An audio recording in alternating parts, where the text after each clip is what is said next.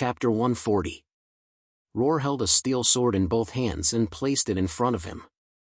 He was extremely nervous as he looked at the group of bandits in front of him who were laughing sinisterly. Who would have thought that he would be walking alone in the mountains when a burly man would suddenly appear from the forest and say that he wanted to rob him? This was his first time facing an enemy, and it turned out to be a group of extremely vicious bandits. No, in the Middle Empire, such heroes should be called bandits. Kid! You've got guts. You actually dared to come to this path alone. Didn't you ask around and see how many years I've been in this area? Hurry up and be sensible. Hand over all your valuables, and I'm in a good mood today, so I'll let you live. A burly man with 2 axes among the bandits shouted loudly. Roar didn't know what to say. He thought to himself, why didn't I ask around? If I didn't ask around, how would I know that there was such a remote mountain path? However, the uncle who guided me here didn't tell me that there was such a group of bandits on this mountain. Big brother, I think this kid is a bit stubborn. Another bandit said, from what I see, let's not talk nonsense with him and just kill him directly. Kid, since you're so insensible, then don't blame me. Brothers. Go!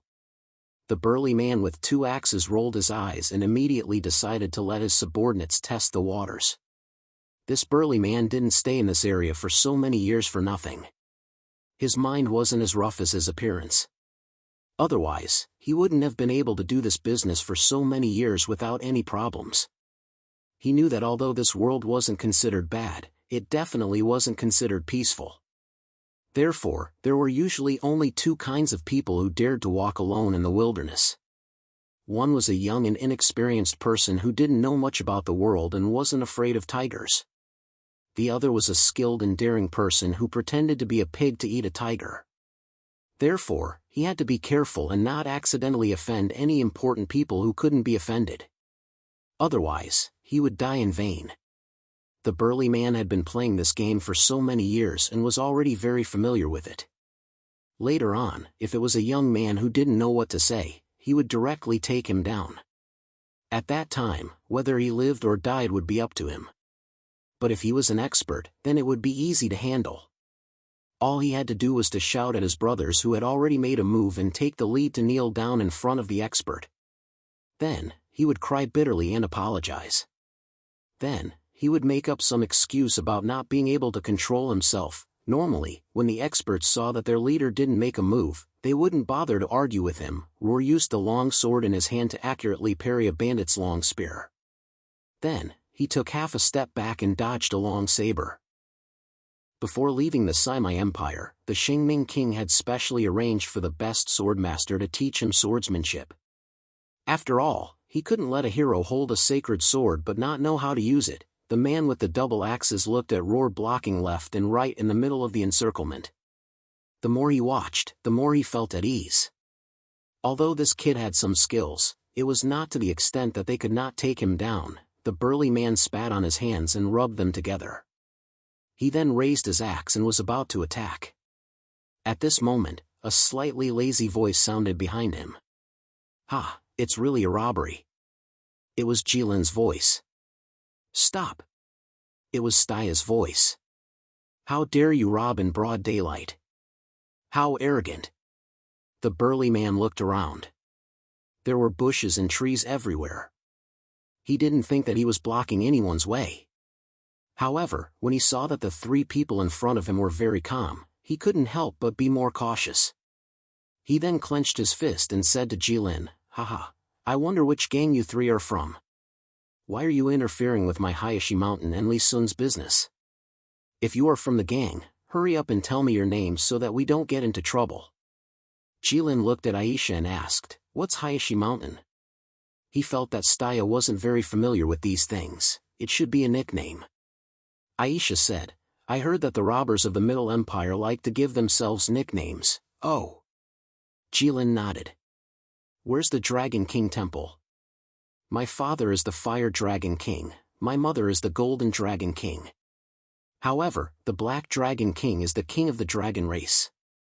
I wonder which Dragon King temple this guy is talking about. Stop. Aisha made a stop gesture. She suddenly felt that her head was hurting. That Dragon King is not the same as you." The burly man with the double axes was a bit confused. He didn't expect that one of the three newcomers was an idiot. The woman who was talking to the idiot didn't sound like an experienced person either. She hadn't even heard of his name. As for the woman who told him to stop, he was still a little unclear about her background. The burly man rolled his eyes and made up his mind. He raised his hand and signaled his brothers to stop. He then said to Staya loudly, "Okay. As the saying goes, meeting by chance is fate. Today, I'll give you some face. Let's have a duel. If you win, I'll send you and this guy away. If you lose, give me all your belongings and I won't kill you. What do you think?" "Okay," Staya said. Lee Sun immediately sneered in his heart. When he saw Staya agree so readily, he couldn't help but look down on her a little. He thought to himself, "If I can't beat you, I'll let you go. I can't stop you. However, if you can't beat me, I'll show you how powerful I am. Are you done?" Staya said. "Come on, come at me anytime." Lee Sun grinned. He knocked his pair of axes against each other in front of his chest. Sparks flew everywhere. "All right then," Staya agreed and took out the shield of sworn promise from who knows where. Lee Sun saw Staya take out a shield out of thin air. His eyes widened and he cursed in his heart. Oh no! In this world, the only people who could take things out of thin air, other than those street performers, were those powerful people who had space storage artifacts. Lee Sun immediately threw away the axes in his hands and planned to kneel down and surrender. However, Staya didn't give him the chance to do so. There was a loud bang. Lee Sun spun and flew out, crashing into a large tree. Countless broken branches and leaves fell from the impact. Blood flowed all over his face, making him look incomparably miserable. Staya looked at Lee Sun and nodded. She was very satisfied with her control of her strength. She had already held back. Otherwise, Lee Sun would have broken 2 trees without a problem. The rest of the bandits were stunned. They never would have thought that such a delicate-looking girl with slender arms and fair skin would be able to send their leader flying. It was unknown which clever bandit shouted at the top of his lungs, "Run!" This directly woke up the robbers who were still there. With a whoosh, the robbers instantly scattered. They ran in all directions. And grasped the timing of their escape very neatly. They looked very experienced. It was obviously not their first time doing something like this. As for Lee Sun, who was leaning against the tree and spitting out blood, no one looked at him. The group of robbers thought that Master Lee was going to die today and couldn't run away. Jilin and Aisha looked at the robbers who ran in all directions. Of course, they just stood there and didn't do anything. They had heard of the principle of eliminating evil, but the problem was that they weren't good people either. Staya wanted to do something, but she was alone and couldn't do anything. "Thank you for saving me. I'll never forget your kindness," Roar quickly said to Staya. After traveling in the Middle Empire for more than half a month, he also learned a little bit of the Middle Empire's way of speaking. "I saw injustice on the road, so I just casually helped." Staya smiled sweetly. Roar also smiled, but the corner of his mouth twitched slightly. He just saw how Staya knocked a big guy away. It was really shocking. "You're injured?" Staya saw a few wounds of different sizes on Roar's body. "Come, let me treat them for you." No need. Roar quickly waved his hand and said. He was a bit embarrassed. Who would have thought that the future hero of mankind would be injured while dealing with a few robbers on the side of the road? Wouldn't the world laugh their heads off if they knew about this? "I thought you said you wouldn't interfere with our work." Jilin shook his head and said helplessly. Aisha shrugged, indicating that there was nothing she could do. Now that Jilin's real body wasn't here, she wasn't confident that she could suppress Staya. "You really don't need to?" Staya still looked at Roar with concern. "You're still bleeding. It's okay, I'm really okay." Roar still refused and then said softly, "I'll do it myself." As Roar spoke, he put away the long sword in his hand and took out a magic wand from his sleeve. Lesser healing spell. The tip of the magic wand flashed with holy light. The wounds on Roar's body started to magically heal quickly. Staya's eyes were filled with surprise. She didn't expect to meet people from the Church of Light in the Middle Empire.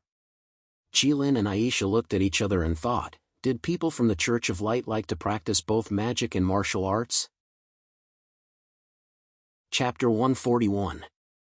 So you're from the Church of Light, Staya said in surprise. Being able to see one's compatriots in a foreign country always made one feel close. I didn't expect you to be able to tell that I'm from the Church of Light at first glance.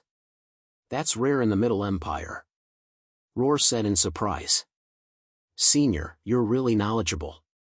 My name is Roar, may I know your name? Aisha and Jilin looked at each other and smiled. Of course she could tell at first glance, Luoer's greeting of senior was a matter of course. However, Staya was stunned. No one had ever called her that before. She was only 26 or 27 years old.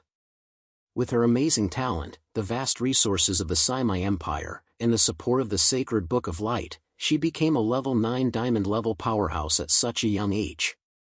Therefore, even though she was at a high level, it was still her first time being called senior. For some reason, Staya felt uncomfortable even though there was nothing wrong with the term, Wu Yuqing, Staya said. That was the alias Staya used when she was in the capital, pretending to be someone from the Middle Empire. Aisha's comment was very harsh. However, Staya still insisted on calling her that. Apparently, there was a hidden meaning behind it. Oh, Senior Wu, nice to meet you, Roar bowed to Staya in a serious manner, as a courtesy from the Church of Light. Staya wanted to bow back to him subconsciously, but fortunately, she stopped herself. I'm not that much older than you. You don't have to call me senior, Staya said. Oh yeah, why did you come to the wilderness alone? Roar was silent for a moment. After a while, he said, originally, this matter was not good to tell others, but since Big Sister Wu asked, then I have nothing to hide. Actually, I wanted to go to the capital of the Middle Empire. Originally, I only wanted to walk on the main road, but later, I met a few warm-hearted people who pointed me to a few shortcuts, so I walked this way. Even the path up the mountain was told to me by an uncle in a small town at the foot of the mountain. I didn't expect to encounter these bandits. If it wasn't for Big Sister Wu, the outcome would have been unimaginable. Thank you again, Big Sister Wu. Staya raised her hand to Roar and gestured, indicating that it was not worth mentioning. At the same time, he thought about his current position. What kind of shortcut was this? They were about to leave the Middle Empire and enter the territory of the Nanshin Empire. Who on earth gave you the Tao? Aisha smiled, thinking that the uncle at the foot of the mountain must be the accomplice of these bandits. They were doing this kind of shady business, luring ordinary people to the bandits' lair. Then, they would split the profits with the bandits. This kind of trick was not uncommon. Only Jilin thought that this human was stupid. This was half the distance from the capital of the Middle Empire. How far away must one be from the Middle Empire? How stupid must one be to walk this way? If you want to go to the capital, you have to go north now, Staya said. Your route is a bit off. Is it? Is it very far? Roar asked. It's okay. Staya laughed dryly. She thought that it was not too far. You almost turned around and walked back. How did the Church of Light have a talent like you? Then Big Sister Wu, where are you going? Why did you come to this barren mountain? Roar asked.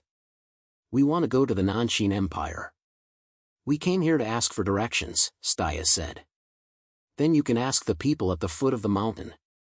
They are very helpful, Roar recommended enthusiastically.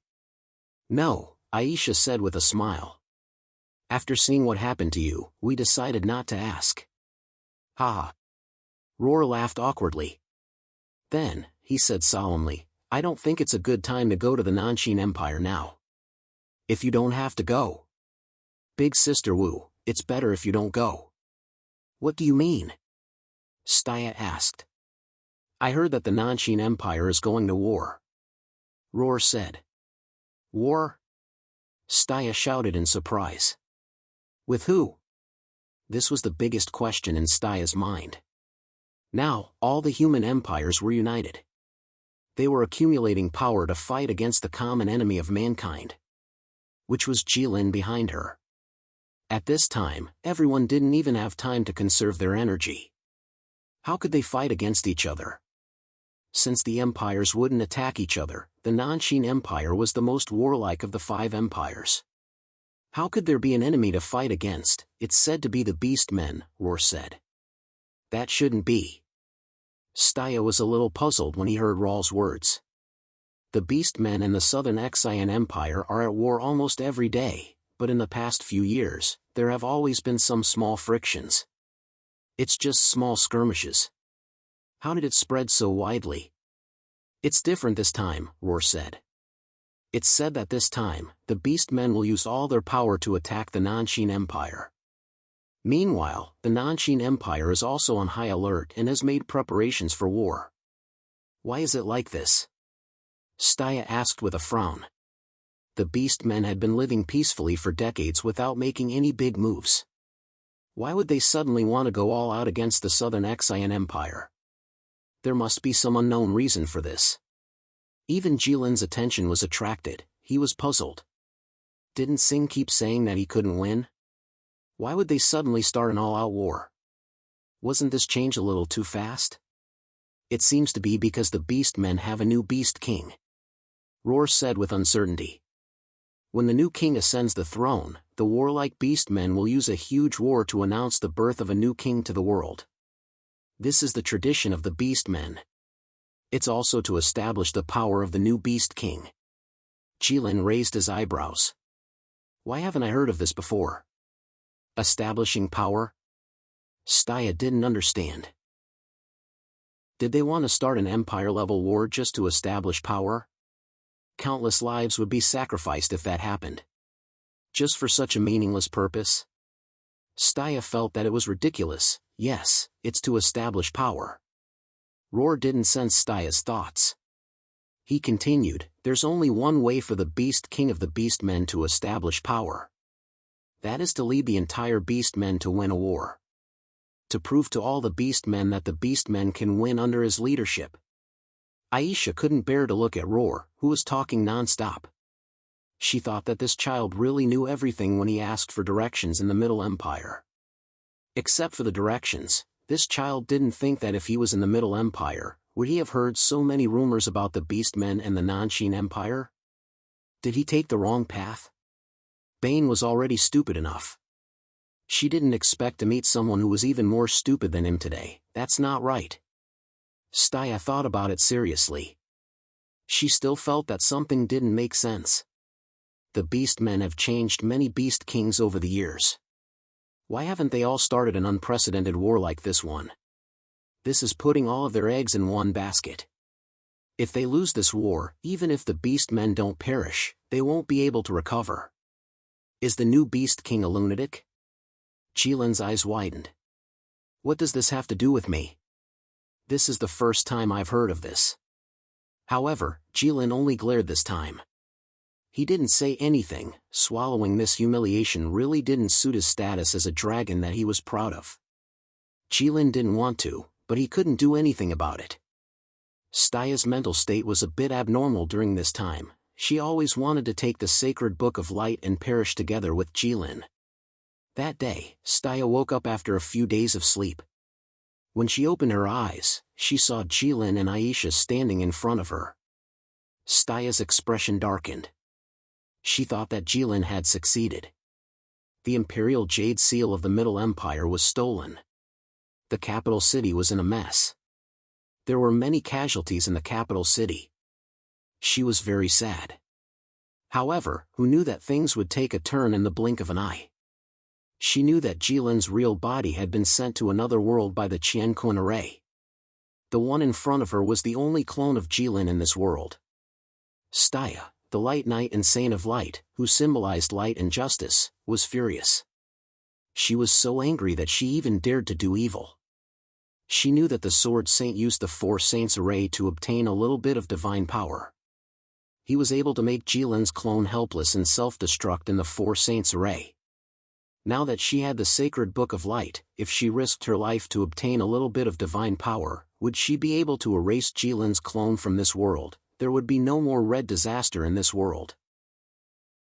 Although she felt sorry for Jilin, for the sake of all humans, she would pay for Jilin's life. Staya got more excited as she thought about it. She even took out the sacred Book of Light.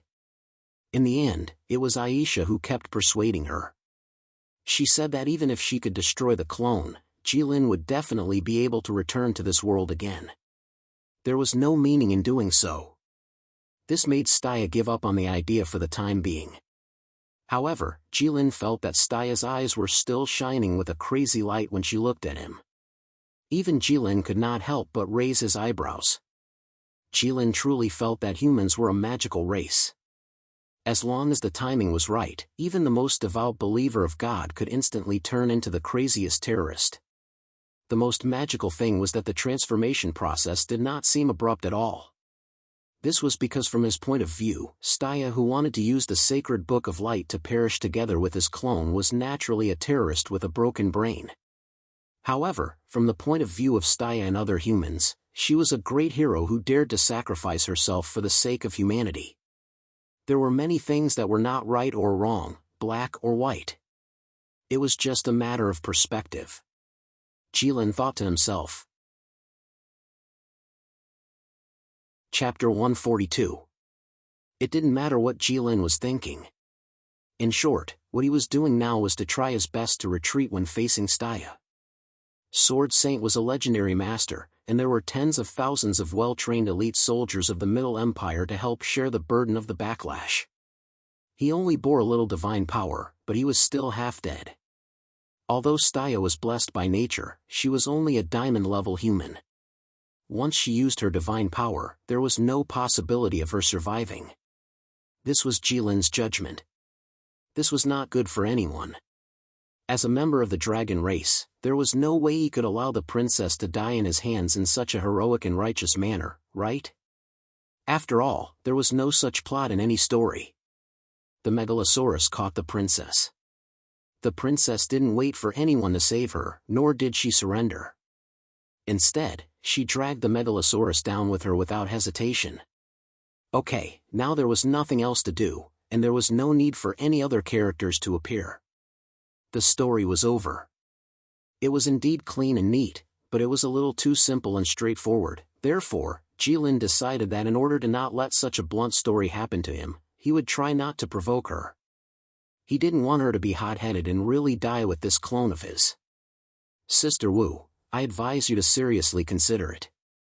This time, I heard that the orcs are unprecedentedly united. Even the Nanshin Empire is feeling a lot of pressure. Do you really want to go? Roar was still insisting on persuading Staya and the others to go to the Nanshin Empire. He didn't want his benefactor to be in danger for no reason. Staya thought to herself, this is not what I want to go.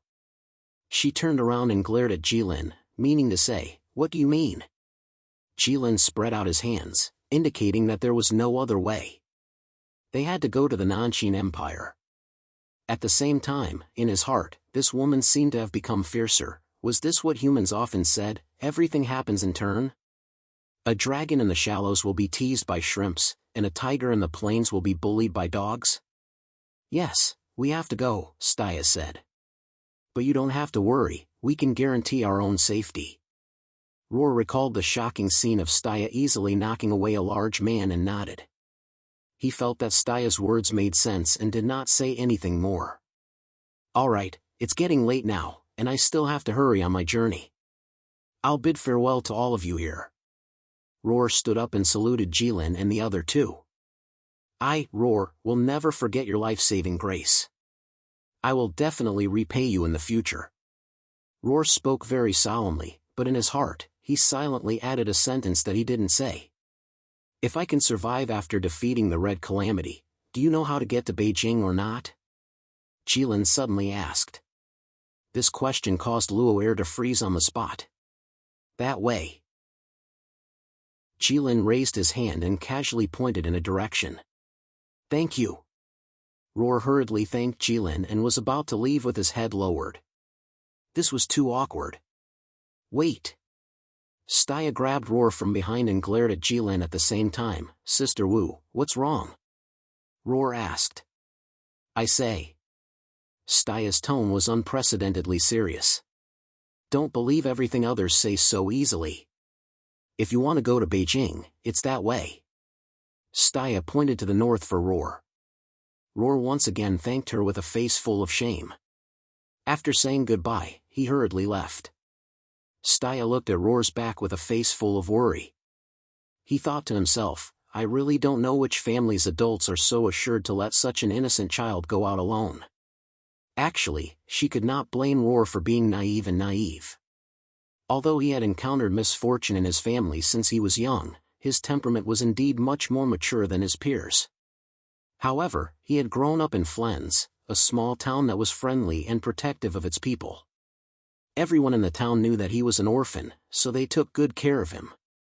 Therefore, Roar had never seen anyone with evil intentions. He thought that there were only two kinds of evil in the world. One was the evil demon described in the Holy Bible of Light, and the other was the Red Disaster. Seeing that Roar had walked away, Jilin and Aisha looked at each other and could not help but shake their heads. They thought that this was probably the last time they would see Roar. Because with this kid's intelligence, it would be too difficult for him to survive in human society. After a short moment of lamentation, Aisha came to Li Sun, who was still unconscious. She raised her right hand, and a shining purple rune rose from her hand. Do you want to get up yourself, or do you want to try this? Aisha smiled like a flower as she said. It could also be said that her smile was very fake. Li Sun could not help but open his eyes a little and squint at Aisha. This is. Li Sun could not care less about pretending to be dead. His forehead was covered in cold sweat, and his eyes were wide open as he looked at the rune in Aisha's hand. He could not stop shouting, but his body was still sitting on the ground, and he panicked and stepped back. Unfortunately, his back was against the tree, and he had nowhere to run. You know this? Aisha was a little curious about Li Sun's reaction. I know it. Li Sun swallowed a mouthful of saliva and looked at Aisha nervously. His voice was trembling as he spoke. It was as if he was afraid that Aisha would use the rune on him. More than 100 years ago, a religion called the Dark God cult rose up in the Middle Empire. This rune is the Dark God cult's signature technique. It is said that it is very vicious, and everyone who has experienced it is better off dead than alive. At that time, countless people were terrified by the name. Li Sun wiped away the cold sweat on his forehead, but later on, the Dark God cult was suppressed by the Central Empire's imperial court with an iron fist, and not long after, they disappeared without a trace. Those who could master this evil technique have all been killed. Who are you? What do you want to do? As expected of someone from the Jianghu, you're really experienced and knowledgeable, Aisha said with slight praise. At the same time, she put away the rune, thinking that she just wanted to find out something, and would not scare him to death. Under Li Sun's extremely attentive guidance, Jilin and the others quickly walked out of the dense forest. They came to the road leading to the Nanqing Empire. Li Sun nodded and bowed as he respectfully sent the three of them off. Jilin and Aisha of course did not bother to pay attention to this kind of person. He was not even worthy of their attention. Only Staya said that this person must not be left alone. She had met him today, but what if he was a normal person? The consequences would be unimaginable. Li Sun immediately knelt on the ground and pointed to the sky with tears streaming down his face. He swore that he would turn over a new leaf and never do these kinds of things again. I hope that the heroine will spare me for the sake of my 80-year-old mother and my still crying piteously for the sake of my children. Staya didn't say anything. On the contrary, it was Aisha who couldn't help but laugh out loud. These bandits were really interesting. Even when they were begging for their lives, they didn't think before speaking. You have an 80-year-old mother. Looking at your age, your mother must have been in her 40s when she gave birth to you. Isn't it a bit too late? Li Sun's face instantly turned pale. It was not that he was stupid and couldn't think of a better explanation. It was just that Aisha's rune really scared him out of his wits. His usually very smart brain seemed to be useless at this moment. He could only instinctively say some lies that were full of loopholes. While Staya was still hesitating on how to deal with this bandit, Jilin, who had been very quiet these days, finally couldn't take it anymore. He was like a ghost as he quietly came behind Li Sun. Under Staya's shocked gaze, he put his hand into Li Sun's back. "How much more time do you want to waste on this ant?" Jilin said lightly. Chapter 143. Li Sun was still kneeling on the ground. He looked down at the hand that came out of his chest in a daze.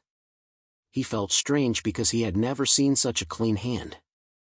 There was not even a trace of dirt on the hand.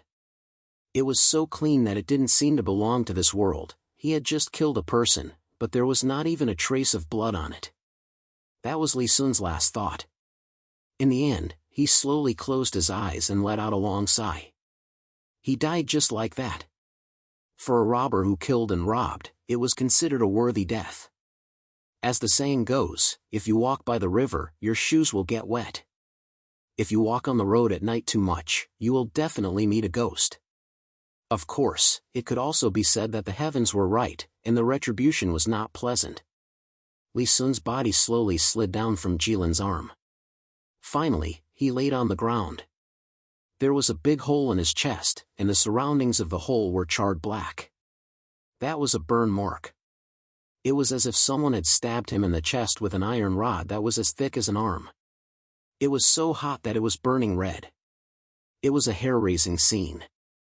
Aisha subconsciously touched her lower abdomen. She felt that the wound that was stabbed by Jilin was suddenly a little painful. Staya immediately recalled the fair-skinned girl who was like a porcelain doll. The girl who stood on top of the godly weapon fortress of the Snow Wind Empire and threatened to take revenge on the Snow Wind Empire. The girl who stunned Jilin before she died. Gina. On that night, Jilin was still inexperienced. There were a lot of common knowledge that Jilin didn't understand. Bane asked Jilin to give him 2 minutes, and Jilin agreed. However, Jilin didn't understand what 2 minutes was, so he turned around and asked himself. At that time, he didn't have the patience to explain the meaning of this word to him. He only told him to count 120, which was 2 minutes. Therefore, after Jilin seriously counted to 120, he directly killed China. Before anyone could react, the girl was dead. This incident was a hurdle in Staya's heart that she could not get over. She always thought that if she had spoken a little more, that girl might have been able to live. Because of this incident, Staya finally realized how insignificant a human was in Jilin's eyes. A human's life was not worth waiting for even a second. However, after experiencing so many things, Staya thought that Jilin had changed. He sheltered the dwarves, who were also like ants in his eyes, and provided them with dragon flames, allowing their forging skills to improve by leaps and bounds. Everyone in the dwarf clan was deeply grateful. Like any other ordinary man, he would go to the red light district of the capital to drink. He would drink from the moon in the middle of the sky to the east. That night, Jilin's reputation soared. The people in the red light district were all shocked when they saw him. When the experienced men who didn't go that night heard about this, they all beat their chests and stomped their feet. They hated themselves for not being lucky enough to miss the chance to see the god of wine. He would also be like any other normal friends. In order for the third prince to pursue Miss Shuiching, he would rack his brains and come up with some unreliable ideas. He would almost help the third prince kick down the wall between the umbrella shop and the cloth shop. He would also be like the boy next door. He would live in a small courtyard and receive the vegetables that the neighbor would occasionally send over. In the end, he would shyly thank her. He had become very much like a human now. That was what Staya thought in her heart. However, Li Sun's death was like a bucket of cold water that was poured over Stee's head. It was bone-chilling. Once again, it made her realize that this was a dragon. Not a human. Even if he did change, it was just like the famous saying of the Middle Empire. A leopard can't change its spots. No one can easily decide the life and death of others. Staya said. Jilin didn't know what Staya meant, but he still said, I'm not a human.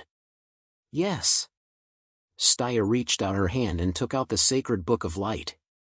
Just because you're not a human, you think you can casually kill humans. He's a robber, Jilin glanced at Li Sun's body and said with a frown. But it doesn't mean he's unforgivable, Staya said. The sins of humans should be judged by God or the law. This is the rule of humans, and it's extremely stupid, Jilin said. This is because humans know how precious life is, Staya said. Humans' lives are extremely short, and they will die in the end, Jilin said. Every human knows that life will come to an end sooner or later, but even so, people still don't look down on life. Staya said. It's because you think so that you don't have any psychological burden when you kill people. Since they will die sooner or later, it's fine to kill them. The result will be the same anyway, isn't that what you think? Jilin looked at Staya in silence, because there was nothing to say. I knew it. Staya shook her head and sighed. The white light on her body suddenly shone brightly. It was so bright that Aisha couldn't open her eyes. When the light disappeared, 3 pairs of pure white wings spread out behind Staya's back. Staya's blonde hair fluttered in the wind. Under the contrast of the white wings, it was as bright as gold. She had changed into her knight armor and held the shield of promise and the hammer of victory. She was like an angel in armor descending. Just like the legendary Valkyrie. The power of the God of Light, descending. Holding the sacred book of light, as the saintess of the Church of Light, Staya was the most favored human other than the Pope and Roar. In many ways, she was different from Sword Saint, who didn't worship Buddha and only knew how to pray at the last minute. Staya used the power of the God of Light, unlike Sword Saint, who had to set up a formation and had tens of thousands of soldiers to help. Secondly, she didn't have to chant long and complicated spells to guide the power. But this didn't mean that Staya didn't have to pay a price for using the power. The vast power was attached to every part of Staya's body, from inside out. The strong pressure seemed to want to crush her before her enemies. In this world, no one's life is guaranteed, Staya looked at Jilin and said. So you want to kill me for everyone? Jilin said with slight mockery, this is your so-called justice? This is just one of your clones, your real body is in that world, Staya said. Jilin. Stay in that world, there are no humans there, no one will disturb you, don't come back. No. Jilin shook his head slowly. How can an ant blaspheme the dignity of the dragon race? Staya knew that Jilin was referring to the Middle Empire, where Sword Saint used the Qian Kun formation to send him to another world. Even if he was careless, it was still a great humiliation to him. I will pay with my life, Staya said in a low voice. Jilin looked at Staya's body glowing with white light and 6 wings on her back, and said nonchalantly, you were going to die anyway. If that's the case, then, let's do it. Staya said as she raised the victory hammer in her hand. A ray of white light suddenly appeared between heaven and earth, rising from the ground and piercing through the clouds. Just a little bit of divine power was enough to shake the heavens and earth. Staya gathered billions of rays of light into one and shot towards Jilin. This was the power of the God of Light, every ray of light in the world was her sword. A sword that could pierce through everything. Holy wall! Jilin looked at the ray of light that shot towards him, he actually used the Church of Light's signature skill. A red holy wall that could only cover one person, but it was so thick that it was almost solid appeared above Jilin's head. During the Battle of Snowfire, Jilin learned the King of Fighters' fist techniques and flace magic after seeing them once. It was hard for Jilin not to know a skill like the holy wall that always appeared in front of him. Jilin planned to use the Church of Light's skill to take on the God of Light's glory. A ray of light that was enough to blind humans lit up in front of Jilin. Everyone in the Middle Empire and the Nanshin Empire could see it. Staya floated in the sky and looked at Jilin's position. She knew that even if it was Jilin's clone, it wouldn't be so easy to take care of it. She was just testing the waters. The light slowly dimmed, and Jilin's figure appeared. From his appearance, it didn't seem like he had changed at all. My clone didn't fight with the one with the sword, it self-destructed in the Middle Empire. It's not that I think I can't win, but I don't think it's necessary to fight with a human in such a big way. Jilin looked at Staya and said, "Don't think you can win against me just because you have some divine power." "I know," Staya said. "Cross seal. Sacrifice. Humility. Bravery. Fairness. Holy cross spear." Staya used a few skills in a row. She couldn't hold on much longer with her divine power, so she decided to put all her eggs in one basket and end the battle as soon as possible. Cross seal was a skill that placed a mark on the enemy's body. It didn't do much damage, but it was very effective when used together with the holy cross spear. Fairness and humility were skills that weakened the enemy. In Staya's current state, her skills could affect Jilin's clone. Bravery was a skill that strengthened oneself. As for sacrifice, very few people used it, because it was a skill that traded a life for a life. But for Staya, it was nothing, everything was set up. Staya raised the holy cross spear and aimed it at Jilin. Jilin shook his head. It seemed like Staya had been planning this battle for a long time. Otherwise, she wouldn't have been able to use so many skills so smoothly and perfectly. She didn't even have a chance to choose or hesitate. Jilin winked at Aisha when he saw Staya putting her life on the line. Aisha, who was standing in the dark and watching the battle, nodded. She quietly took out the dark scripture and gently flipped to a page. "Everyone, please recommend me. Thank you." Chapter 144. Light and darkness could coexist, but the premise was that no one was close to the other. But if the two met, either the light would dispel the darkness, or the darkness would devour the light. Aisha secretly opened the scripture of darkness in the light when Staya was fully focused on fighting Jilin. This was simply taking drastic measures to deal with the problem. Extremely vicious. The scripture of light was uncontrollably suppressing the scripture of darkness, so Staya had to be in trouble. Her opponent was Jilin, so Staya naturally didn't dare to hold back, but she didn't hold back at all. She didn't expect Jilin to use such a despicable method against her. He really didn't care about the pride of the dragon race at all. Staya cursed in her heart. The energy in Staya's body became unstable, and it instantly caused a huge impact on Staya. This kind of internal injury was the most fatal. Staya actually spat out a mouthful of blood. It landed on the silver-white armor in front of her chest. With Jilin's strength, of course, he wouldn't miss this opportunity. He even had the energy to give Aisha a thumbs up. Jilin's feet moved slightly, and he instantly appeared in front of Staya. Normally, Staya wouldn't have been able to react in time. But it was different now. Staya, who had the support of divine power, clearly captured Jilin's movements. Even if she was suffering from serious internal injuries, it was still the same.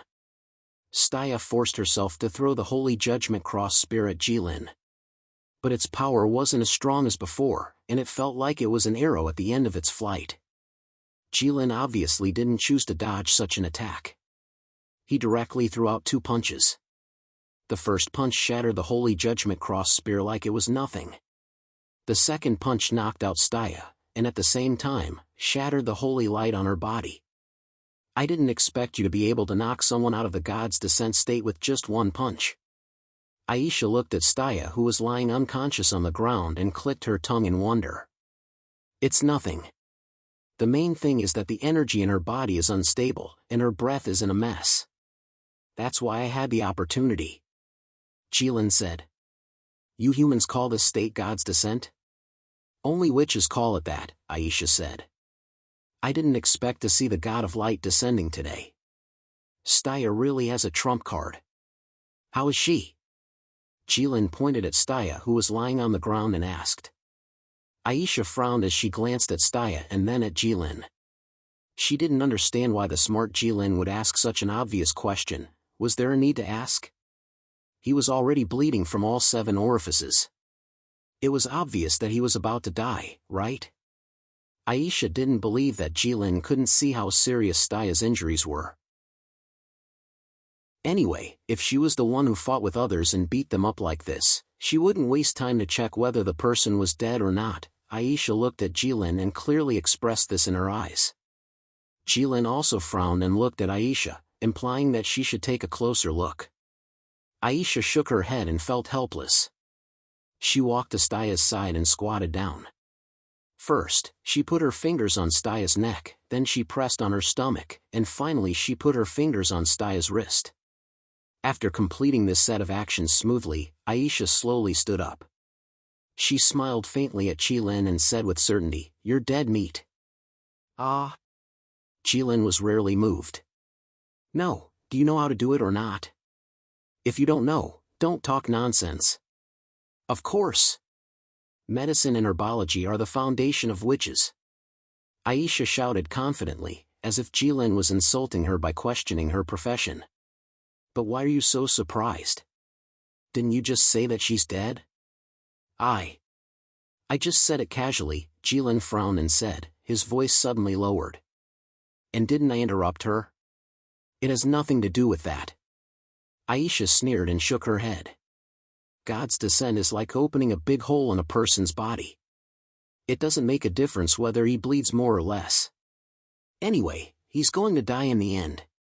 "Then how come the one with the sword is fine?" Jilin asked. "You said it yourself. Tens of thousands of people shared the backlash. How can it be the same?" Aisha was speechless. Jilin looked at Staya, who was lying on the ground. He wanted to say something but didn't. In the end, he gently shook his head, thinking that he was probably the only dragon who killed the princess. Damn it.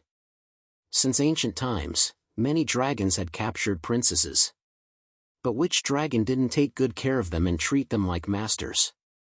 Which dragon would capture a princess today and another princess tomorrow, and then kill them one by one? He had never heard of it. Dragons didn't need to eat themselves. They had to find food for their princesses themselves. Otherwise, which princess could wait until a hero came to save her? They would have starved to death. But now, he had only captured a princess, and she had even died in his hands. He was ashamed. He was a disgrace to the dragon race. He was too ashamed to face the ancestors of the dragon race. Jilin closed his eyes and sighed like the Middle Empire in his heart. He looked like he was in great pain. Aisha didn't expect Jilin to have such a big reaction. She thought that Jilin was the kind of creature who didn't care about anything and thought that he was above everything. She asked curiously, "Do you care about Staya's life or death?" "Of course." Jilin shouted crazily, startling all the birds in the forest. Aisha hurriedly covered her ears and looked at Jilin angrily. Just now, her eardrums were hurting. And this was under the premise that she had an automatic protection item. If that's the case, why did you give Staya a chance to fight with her life on the line? Aisha covered her ears and said loudly, "You should have let me use the dark scripture to stop her from the beginning. She's so stubborn. If you don't let her try, she won't be able to get through." Jilin said helplessly, "Ever since she woke up in that cave, she has been looking for a chance to fight with me. I can't keep avoiding her. I thought I could protect her life." "Don't worry." Aisha saw that Jilin's expression was so serious, so she finally told him the truth. Jilin suddenly raised his head. "What do you mean?" "The Holy Scripture of Light is the #1 healing artifact in time. It's said that as long as a person is still breathing, they won't die," Aisha said. "Even if Staya can't really use its power as a healing artifact, the artifact has the ability to automatically protect its owner. As its owner, she won't die so easily." "But I can't feel her vitality anymore. In my eyes, she seems to be dead." Jilin looked at Staya and said. In his senses, all the veins in Staya's body were broken. The fire of life was like a candle swaying in the wind. It could be extinguished at any time, that's for sure. Aisha said matter-of-factly. "The sacrifice of the Church of Light has been famous in the continent for so many years. It made all the strong people in the world tremble. Only these fanatical religious people could think of such a way of fighting. It's said that the moment a person uses the sacrifice, he is already a dead person. Because he sacrificed himself. What are you talking about? Jilin didn't quite understand. Is this the cold joke that Bane always tells? Can she live or not? Aisha saw that Jilin was getting anxious, so she quickly said, she can live. Jilin let out a big sigh of relief. At least he didn't have to be the shame of the dragon race, but she has to fake her death for a long time. Aisha added, the backlash of the divine power and the effect of the sacrifice of breaking all the veins in her body. Even with the holy scripture of light, it will take a long time to heal her. Oh. Jilin's attitude suddenly became perfunctory. He casually responded. He was completely relieved when he knew that Staya could live. As for the long time needed to heal, he didn't care. He had plenty of time anyway. Chapter 145. Jilin had always despised humans for not doing their job properly. In his opinion, all sentient beings should only work hard for one thing. That was to make their consciousness never dissipate and continue forever. In other words, it was what humans often called eternal life. This was what a living being should pursue. But humans' path had obviously gone astray. They gave up on pursuing eternal life and admitted that they were just an insignificant speck of dust in this world. They gave up the most important thing and started to play with other things. For example, war, tools, construction, business, agriculture, culture, food, martial arts, magic. This proved how boring a race was when they completely gave up on the hope of eternal life. But today, Jilin felt from the bottom of his heart that the tools created by humans for not doing their job properly were very useful. Now, Staya looked complete on the surface, but the inside was already broken and couldn't withstand too much shaking. No one could bring Staya through the Nanshin Empire to the wasteland without using any tools. Even Jilin couldn't do anything. Fortunately, humans had a slightly crooked skill tree. Tools developed by humans for the sake of comfort. Humans developed a new kind of carriage. They carved a wind magic formation on the carriage so that the person riding it wouldn't feel a trace of vibration. This was Aisha's description. Aisha had only left for less than half a day, and it was as if she had magically conjured such a carriage. Even Jilin felt that it was very incredible. After trying it out, Aisha and Jilin worked together to lift Staya up as smoothly as possible. Then, they drove the carriage silently to the south. The south was about to change. The Nanshin Empire was the most warlike empire among the human empires. The other humans affectionately and in a friendly manner called them the Southern Barbarians. In the eyes of other humans, the people of the Nanshin Empire were too close to the orcs. That was why they became warlike and barbaric. As the saying goes, if you enter the Sea of Abalone, you won't smell it for a long time. That was exactly what he meant. Everyone knew that the Southern Exian Empire and the Beastmen were close to each other. Not only were they close to each other, but they were also engaged in fierce battles day after day. It was the Southern Exian Empire that sacrificed themselves to help the humans stop the savage and savage Beastmen from going north. This allowed the humans to live in peace without having to sacrifice themselves. It was just that when they were talking about the Southern Barbarians, the bloody battles and sacrifices of the soldiers of the Nanshin Empire were deliberately forgotten. They only cared about mocking the barbarity of the people of the Southern Exian Empire to highlight their own elegance and wisdom. This was because the way humans established their superiority was by looking down on others. Fortunately, the people of the Nanshin Empire didn't care at all. They were even a little proud of it. Because in the Nanshin Empire's understanding, barbarism often equaled strength. You mocked me for being barbaric, but I said you had no strength to truss a chicken. If a warlike empire like this were to go to war, then it was only natural for the king to personally lead the troops. The war king wore a dark yellow metal armor and stood in front of a huge map with his hands behind his back. The map detailed the southern region of the Nanshin Empire, especially the map near the southern border. Even a mound and a small path were clearly marked. And in the southern part of the empire, there was only a rough shape drawn with a large shadow. The word wasteland was written on it. Near the border of the empire, there were more than a dozen arrows of different sizes and colors. They looked very complicated and crisscrossed. This represented the distribution of the Nanshin Empire's forces and the Beastman's forces. The War King's brows were tightly furrowed. His square face was dignified without being angry. It looked like he was holding his breath and concentrating on the map, as if he was rehearsing the war in his mind.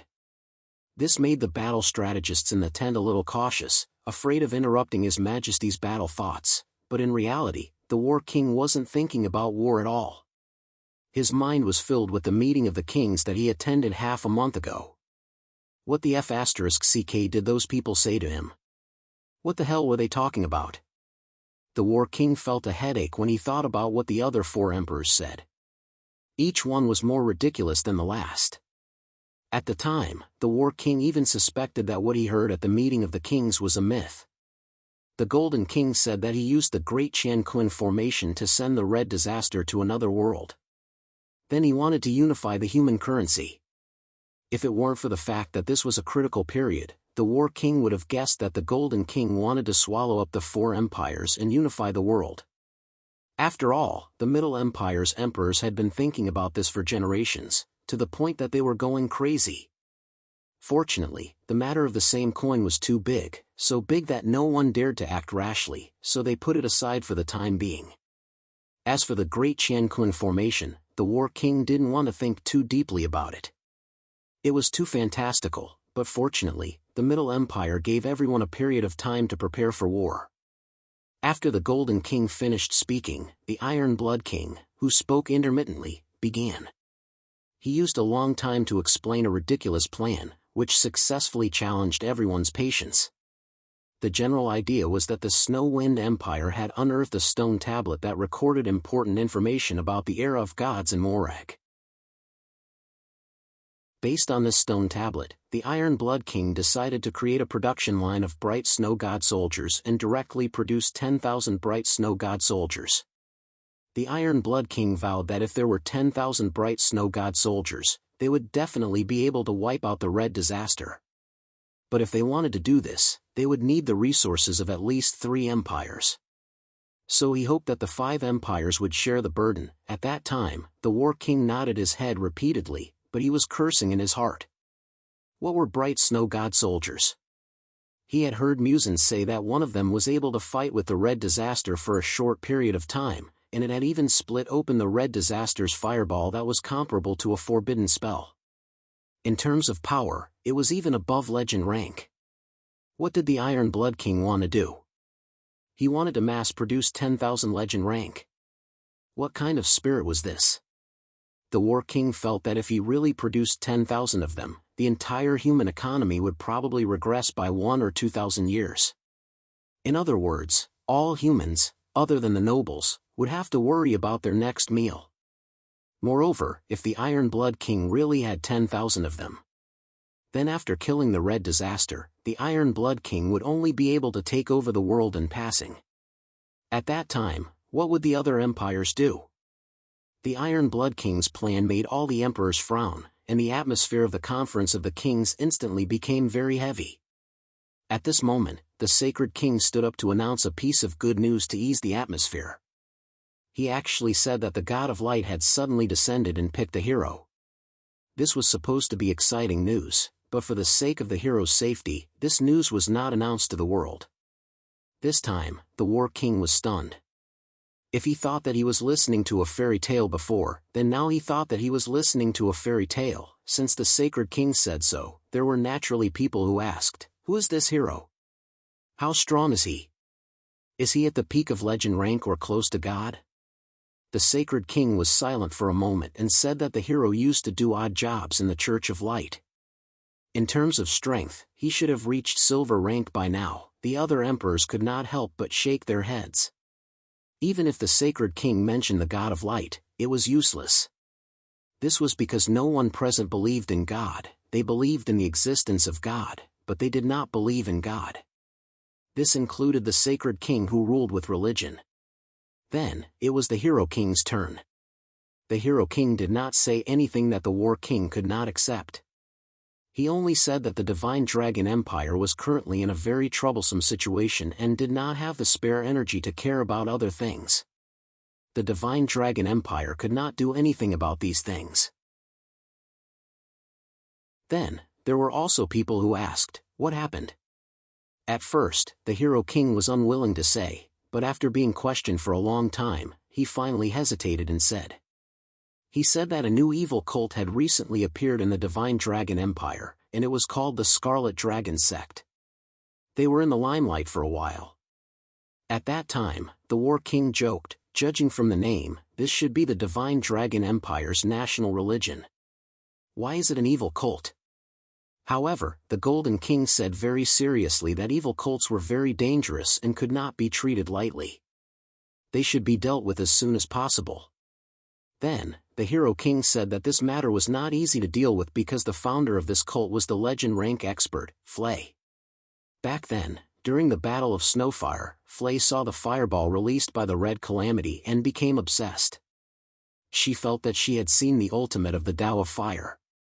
Thus, she planned to bring some people to follow the Red Calamity, hoping that she could improve on the Tao of Fire. Thus, the Scarlet Dragon sect developed in the Divine Dragon Empire. In addition, the Divine Dragon Empire's citizens worshipped dragons from the bottom of their hearts. This allowed the Scarlet Dragon sect to develop unexpectedly smoothly. Finally, it was the War King's turn. He said that the Beast Men had used all their strength to attack the human territory, which was a rare occurrence. He could not split himself and had to deal with that side first. As for the problem here, he would have to wait. Thus, the second conference of the kings ended without any results.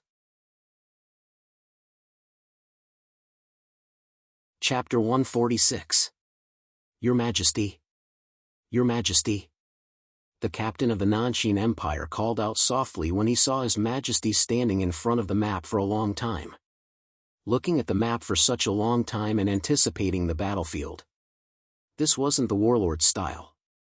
He usually just glanced at the map and roughly understood the distribution of the enemy's forces. Then, he began to dispatch troops. The Beast Men would only fight fair and square anyway. They wouldn't use any tricks. He didn't have to worry about being tricked. Ah! The warlord was suddenly awakened from his chaotic thoughts. He turned to look at the captain and asked blankly, "What is it?" "Your Majesty, you've been here for a long time. How are we going to fight?" the captain asked. "Humph." The warlord snorted angrily. "How many years have the Hidden Beast army been fighting with the Beast Men? Do I have to teach them how to fight? Then why am I feeding them? Are they freeloaders?" The captain was frightened by the warlord's attitude. He wondered why His Majesty was in such a bad mood again, but... "Your Majesty, you said that this war is different from the past. We need to treat them differently." Although the captain was scared, he still forced himself to say it. The Battle King choked and rolled his eyes at the warrior captain. He sighed and rubbed his forehead, wondering why his subordinates were all trash like this. They're all a bunch of idiots. "Meng Jian, do you know why this war is different from the past?" the warlord asked the captain. This. Meng Jian was a little confused. He racked his brains but couldn't come up with an answer. After a long time, he stammered, It's because there are more Beast Men this time?" The warlord looked at Meng Jian quietly. He resisted the urge to kick him to death and said calmly, "You may leave." "Thank you, Your Majesty." Meng Jian felt as if he had been pardoned. He bowed deeply to the warlord and hurried out of the tent. His Majesty is a little strange today. It's better to stay away from him. Seeing Meng Jian leave the tent, Zhan Wang couldn't help but shake his head in self-mockery. He thought to himself, "I've really messed up these past few days. How could I have done something as absurd as letting Meng Jian think?" As a warrior captain of the Nanshin Empire, Meng Jian's abilities went without saying. More importantly, he had the trust of the warlord. Meng Jian was born in a military family of the Nanshin Empire and had been relied on by the royal family for generations. Meng Jian had even entered the palace to practice martial arts with the warlord since he was young. The two of them grew up together and were inseparable most of the time. This kind of relationship could be said to be extremely close apart from the difference between monarch and subject. However, despite their close relationship, the Battle King had never seen Meng Jian use his brain even once. She always had the attitude of "I'll do whatever you say. Don't ask me anything. Even if you ask me, I won't know." Fortunately, the position of a warrior captain did not require any brain work. It was most suitable for a loyal, obedient, and brainless person like Meng Jian. As for why this war was different from the past, it wasn't because there were more orcs this time. The difference between 600,000 and 800,000 orcs was nothing to the Empire. The problem was the timing. This was not a good time. The Middle Empire, the Saimai Empire, and the Snow Wind Empire already had a clear direction. Although the plan sounded a little far-fetched, it was the Red Calamity. However, the opponent was the Red Disaster, and this was something that couldn't be helped. No matter how one looked at it, it was impossible for humans to defeat that thing. Therefore, there was no other way. They could only take a risk and go all out. However, just as the other three empires were ready to attack, the Nanshin Empire and the Divine Dragon Empire were actually tied down by other things. The Divine Dragon Empire had an evil cult rebellion. That was actually not a big deal.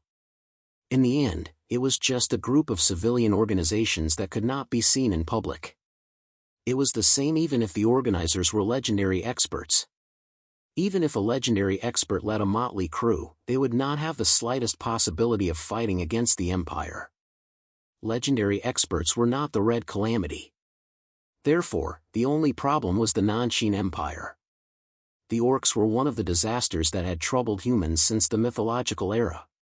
Together with the elemental monsters to the west of the Saimai Empire, the demons to the north of the Snow Wind Empire, the Water Tribe to the east of the Divine Dragon Empire, and a certain hidden danger in the Middle Empire, they were known as the Five Great Calamities. They corresponded to the five empires. Each of them was said to have the possibility of destroying humans. The five empires' fundamental role was to help the entire human race resist these disasters. However, the problem was that the monsters in the volcanoes never came out of the volcanoes. The Water Tribe of the Endless Sea generally did not come ashore. The hidden danger suppressed by the Middle Empire seemed to have never erupted. The most ridiculous thing was that no one had ever seen the demons in the snowfield. In that case, only the Nanshin Empire had been resisting the orcs, and they had been conscientiously carrying out the plan to destroy humans. Therefore, in order to cooperate with the plan of the entire human race, the Nanshin Empire had to deal with the orcs first. At the very least, after this battle, the orcs would have to stop for a few years. Is this god artifact okay? Jilin looked at Staya, who had been lying in the car for a few days without moving, and asked impatiently, "Do you want to find a doctor to take a look?" Aisha glanced at the clouds in the sky and was too lazy to bother with Jilin. It was not easy to find a doctor with better medical skills than her in this place. Moreover, what doctor could be better than the Light Grimoire? Jilin saw that Aisha was ignoring him, so he did not say anything more. However, he thought bitterly that Staya's current state was all because of those ignorant humans. If they did not play tricks, would his real body have been able to go to the other world? If his real body was still there, Staya knew that even if a god descended, it would not be able to do anything to him. How could Staya have the thought of fighting with her life on the line, and then make him half dead and almost make him lose the face of the dragon race? Just you wait, it will be fun when I come back from the other world. When that time comes, I will burn that Qianquan Great Array. Jilin's carriage had been traveling for a few days since they entered the southern Xian Empire. They were traveling very fast. In just a few days, they had crossed the vast territory of the southern Xian Empire and arrived at the south of the southern Xian Empire. Because the carriage was very light, the horse was very strong. The horse was an undead warhorse summoned by Aisha. It was tireless and did not sleep or rest. And it ran very fast.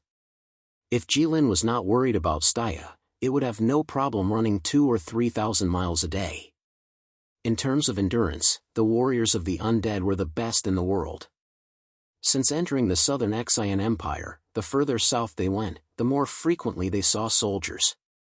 The atmosphere of war was also getting stronger. And in the place where Aisha and the others were now, there was an atmosphere of a coming storm, and a war was about to break out. It was as if the people here were ready to fight at any time. Their hands were always on their weapons, and they were vigilantly watching everything around them. However, although all this was seen by Jilin and Aisha, they did not take it to heart. During these days, when the carriage passed through the uninhabited wilderness, Jilin was always in charge of looking for food. He had no choice. Although he and Aisha did not need to eat, Staya was now seriously injured. He did not dare to neglect her. Originally, Jilin would never put down the noble status of a megalosaurus to serve humans. But Aisha said that if she, a witch, was to prepare food for the Saint of Light, she was afraid that she would not be able to control herself and would poison Staya to death. So Jilin silently convinced himself that it was the obligation of every dragon to support the captured princess. As soon as Jilin finished thinking in his heart, he felt that something was wrong. How was this king hostage? They had captured an ancestor? Everyone who had been to the Middle Empire would definitely learn a sentence, and that was the phrase king hell. Jilin was no exception. There was no choice. This was the fate of the dragon race.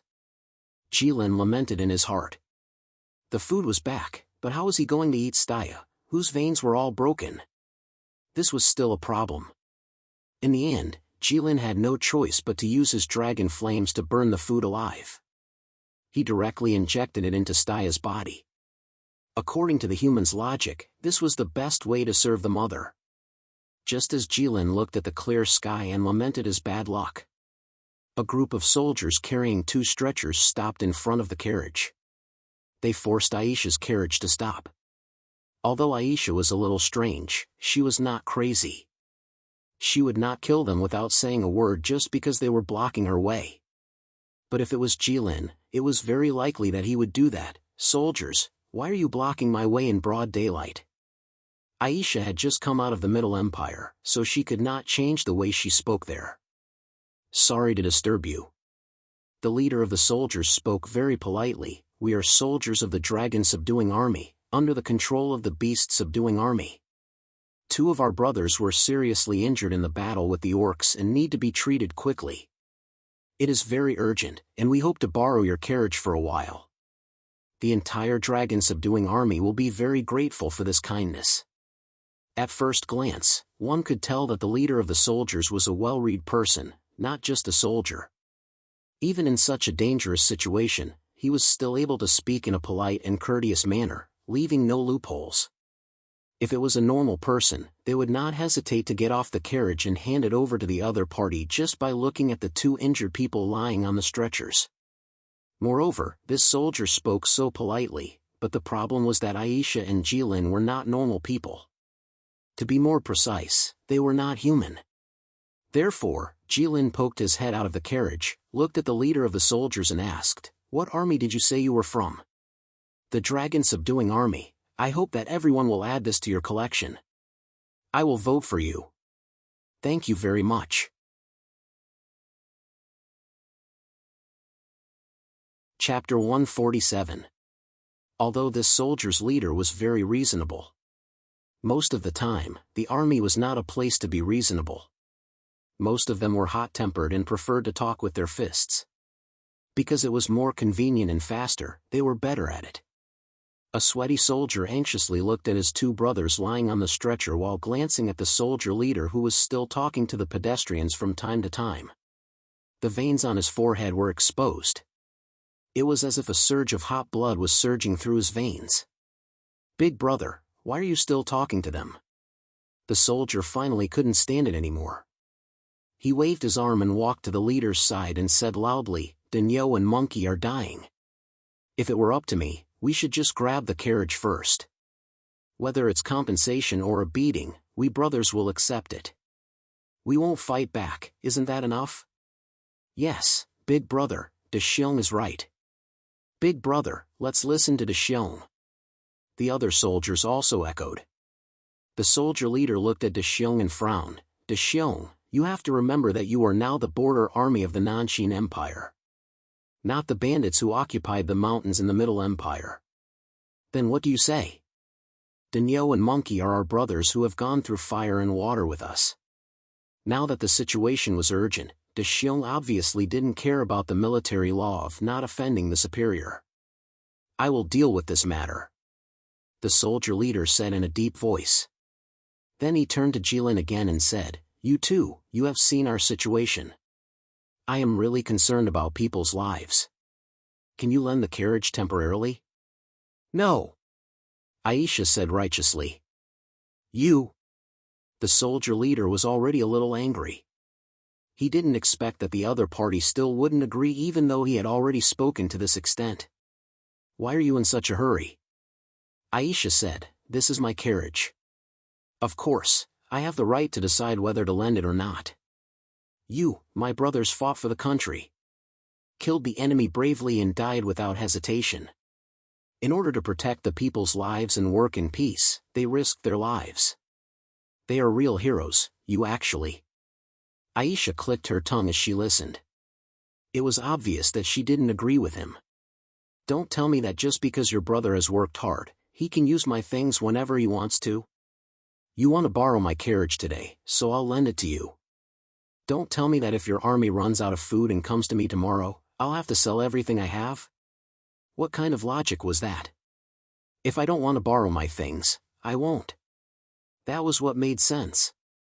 After saying a few words, the leader shut his mouth because he could see the indifference of the two people in the carriage. Thus, he raised his eyebrows, lowered his head slightly, and sighed softly. Then, he suddenly raised his right hand. The sound of a sharp sword being unsheathed rang out. Other than the soldiers carrying the stretchers, everyone drew their steel swords from their waists. "If that's the case, then don't blame me for offending you." Aisha smiled contemptuously, thinking that this was how people who wielded swords and guns were.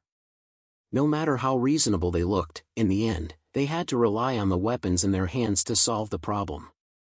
In the Middle Empire, this was called using peaceful means before resorting to force. Thinking of this, Aisha loosened her grip on Jilin's wrist. If not for Aisha holding him back, Jilin would have charged out the moment the words "dragon subduing army" came out. He wanted to teach these humans a lesson. You can eat whatever you want, but you can't speak whatever you want. In just a short moment, De Xiong had already raised his sword and charged forward. Although he was aggressive, he did not want to kill anyone. His big brother was right. Now that he was a soldier, his status was different. He only wanted to place his sword on the neck of the man in the carriage to scare these two bastards. His brothers were fighting for their lives on the front lines, risking their lives to ensure their safety. Now that they were only borrowing the carriage, these two bastards were still so hesitant. They deserved a beating. Although De Xiong's mind was filled with thoughts, the long sword in his hand was still aimed at Jilin's neck in a flash, accurately and quickly moving forward. This sword move was exquisite. Extremely stable. Warriors who could carry their brothers onto the battlefield were not ordinary people. No matter what, they had to have some skill or two. Originally, they had thought that this would be an easy task. The leader of the soldiers was even prepared to shout, "De Xiong, don't kill." Of course, he knew that De Xiong would not kill anyone. However, this was called using the carrot and stick. What happened next, however, was beyond everyone's expectations. Suddenly, everyone seemed to see a shadow pass by De Xiong's wrist. It was as though they were following the sound of the wind, hearing the cry of a crane, and raising their heads, they saw a flash of light. In other words, no one saw it clearly. No one knew what happened. All they saw was that De Xiong's sword had somehow ended up in the man's hand. Ah! De Xiong was stunned for a moment. 2 seconds later, he let out a beast-like cry. He held his wrist as cold sweat poured down his forehead like rain. He stared at Jilin. Only then did everyone realize that De Xiong's wrist had been bent into a very strange angle. All the soldiers looked at each other and raised their swords at the same time. Step by step, they slowly pressed forward with an extremely oppressive aura. They already knew that Jilin's strength was not to be underestimated. After all, he was a ruthless person who could easily break the wrist of a military expert. However, they were not afraid at all because they were the border army of the Nanshin Empire. It was not because of the glory of being a soldier. It was simply because they had a lot of people here, a lot of them. Even if they could not beat him, how could the hundreds of thousands of soldiers not be able to beat him? In this territory, if you touch the people of the subdued beast army, you can forget about being kind. Jilin looked at these humans who were facing a great enemy and smiled slightly. Who are you? The leader of the soldiers shouted in a deep voice. His expression became very solemn. You dare to openly attack the soldiers of the Nanshin Empire. Even if you have some ability, aren't you looking down on the Nanshin Empire too much? Jilin ignored him. Instead, he took a step forward and came between the two wounded soldiers. His speed was so fast that the soldiers could not see him clearly, let alone stop him. You! The soldiers of the Nanshin Empire suddenly became anxious. Jilin raised his hand and motioned for them to calm down. Then, he smiled and said, Now, let's sort this out. Because of these two wounded humans, you wanted to use our carriage, but we didn't want to lend it to you. Then, you wanted to rob us, and in the end, you drew your swords and faced each other, right? I. The leader of the soldiers just opened his mouth and was interrupted by Jilin again. I have a good way to solve both our problems at the same time. We don't have to fight and kill anymore, Jilin said. What way? The leader of the soldiers said in a deep voice.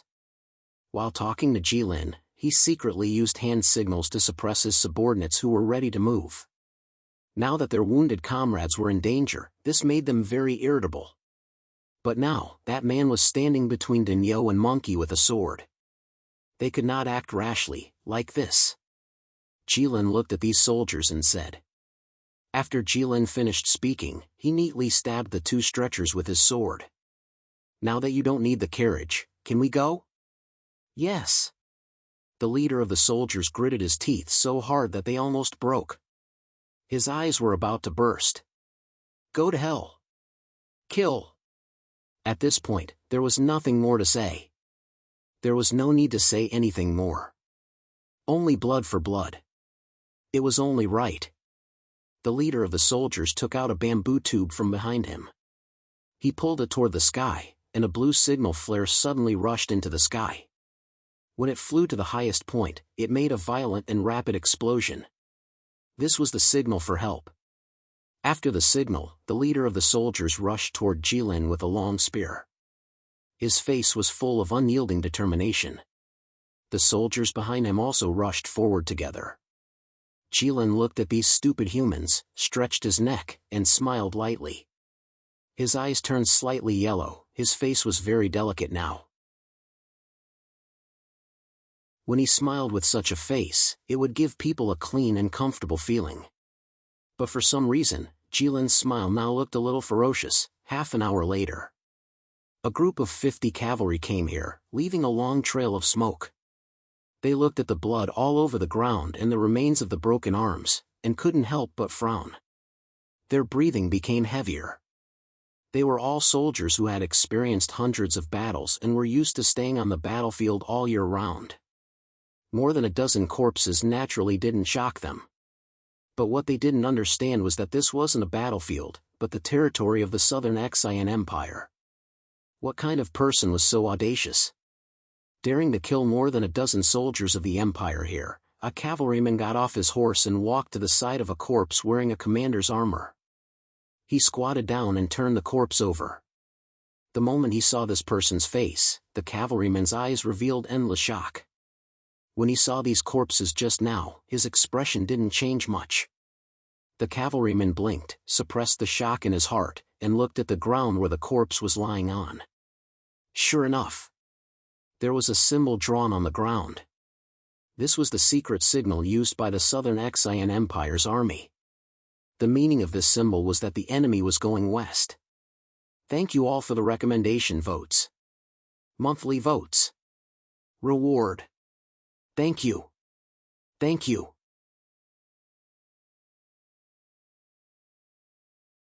Chapter 148.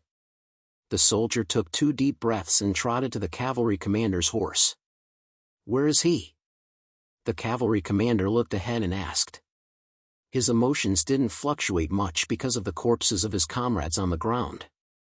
He had seen many dead people.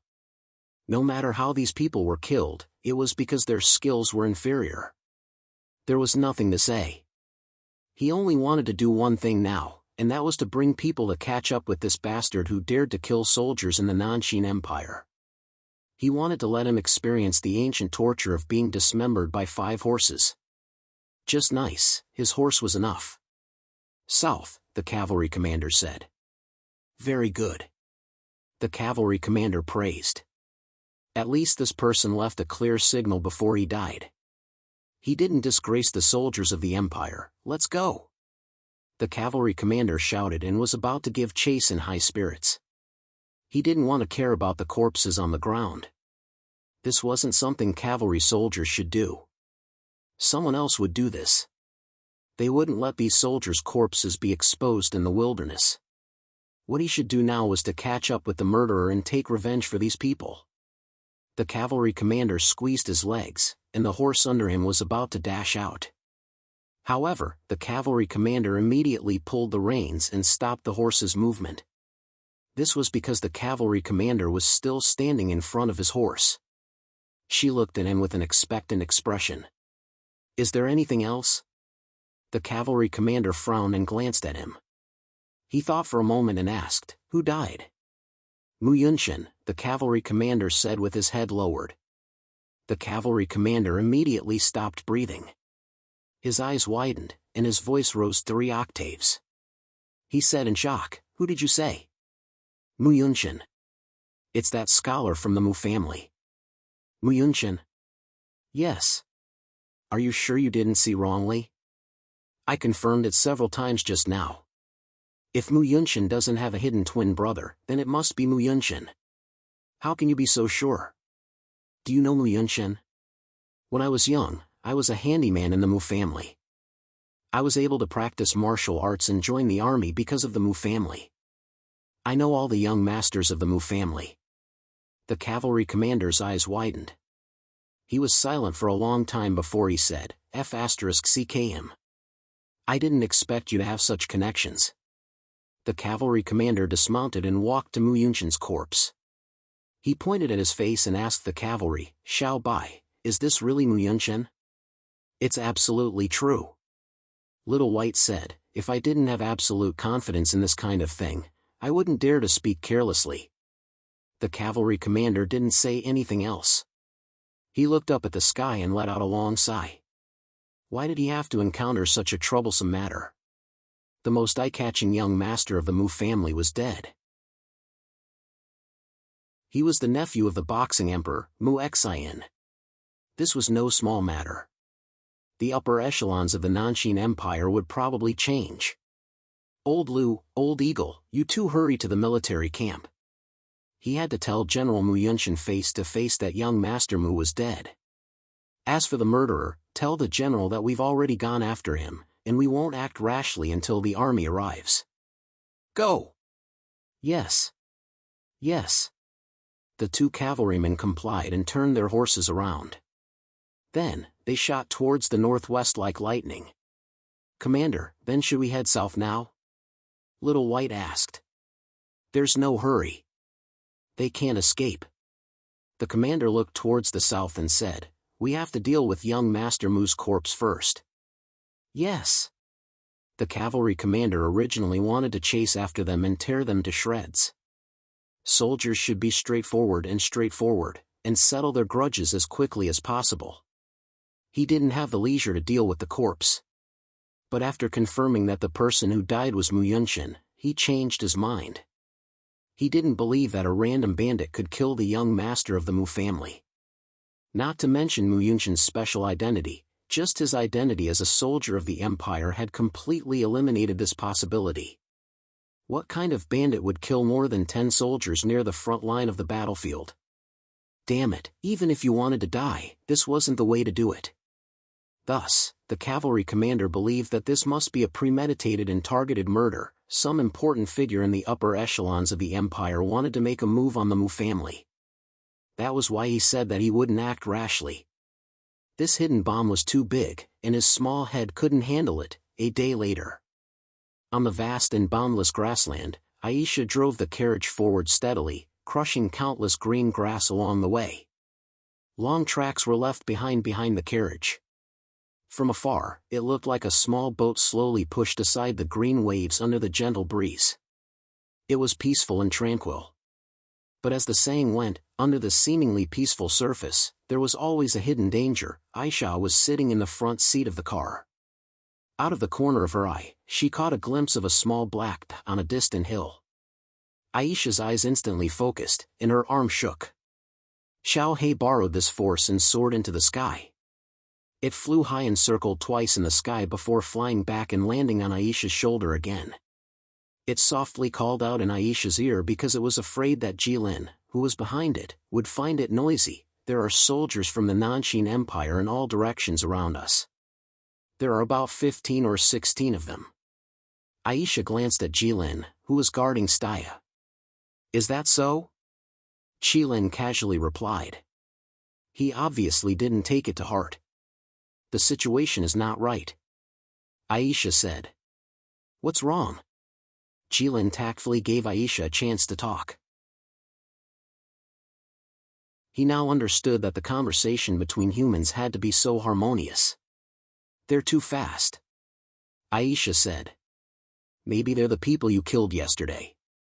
They're not ordinary, you mean? I'm lucky? Jilin was slightly happy. There were thousands of humans, and most of them were not special. But he just casually killed a few, and he killed an extraordinary one. What kind of luck was that? What I mean is that we are going to be in trouble soon. Aisha said angrily. Trouble? What kind of trouble is that? Jilin smiled, his face full of disapproval. In his eyes, killing 15 or 16 humans was just a matter of blowing air. These people are just scouts. Aisha glanced at Jilin and said. Scouts? Jilin frowned, indicating that he had never learned this word. Scouts are in the human army, responsible for collecting information about the enemy at the front line. Aisha said, according to the customs of the Nanshin Empire, if they can send out a dozen scouts at once, it means that the incoming army is about 500 to 800 people. 800 people? That's nothing. Jilin said casually. It's 800 cavalry, Aisha said. Isn't it just more horses? Jilin wondered why Aisha was so cautious. Normally, whether it's you or me, 800 cavalry is of course nothing. Aisha glared at Jilin. I can't beat them, but at least I can run away. If it's you, I'm afraid 800 cavalry isn't enough to fill the gaps between your teeth. Nonsense. Jilin was slightly annoyed. The dragon race has no gaps between their teeth. Aisha was so angry that she gritted her teeth so hard that they creaked. She said angrily, I'm not talking about this with you now. Now that Staya is lying here, are you still going to care? Your real body isn't here now. Are you sure you can protect the carriage from the charge of 800 cavalry from the Nanshin Empire? Do you know that the cavalry of the Nanshin Empire can even break through the formation of the beastmen? Jilin didn't understand. So what if they could break through the formation of the beastmen? But he understood. Aisha's basic meaning was that the cavalry of the Nanshin Empire was very powerful, and they had to be careful. Just as Jilin and Aisha were talking, the ground suddenly began to tremble slightly. Even though the carriage was buffed by wind magic and had a powerful shock-absorbing effect, Aiklin and Aisha were still able to sense it immediately. They're here, Aisha said. Jilin looked in the northwest direction and said to Aisha, should I go and kill them all first? That way, this carriage will be safe. Aisha looked at Jilin. At this moment, even she felt that this was a bit too much. These were the precious lives of 800 people. How could they die so worthlessly? What's wrong? Jilin noticed the way Aisha looked at him. Are you softening your heart? It's not softening my heart, it's not necessary.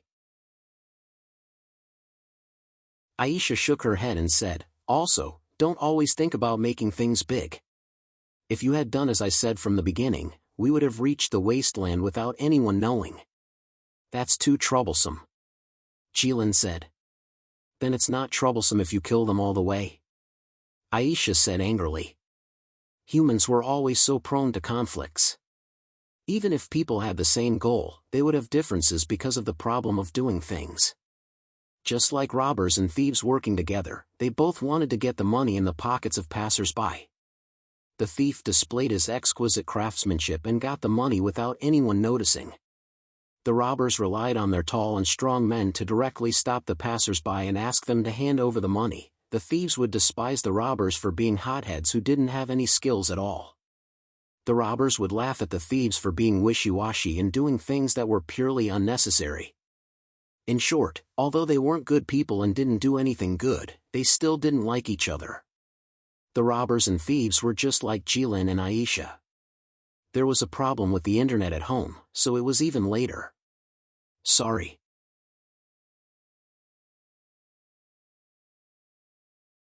Chapter 149.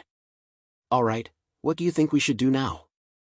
Jilin thought about the fact that he didn't have a real body and decided to listen to Aisha's suggestion. When bandits weren't strong enough, they naturally had to be flexible and couldn't force their way through.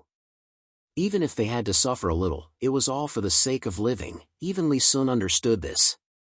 According to the information that Xiao He just sent back, there's a city pass not far from our southeast.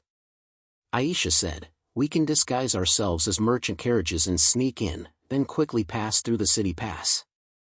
But it won't be so easy for the cavalry behind us to pass through the city pass. It's the humans' own city. Can't they let humans pass through? Jilin asked curiously. Think about it. Ever since the mythological era, the orcs have never attacked the Nanshin Empire even once.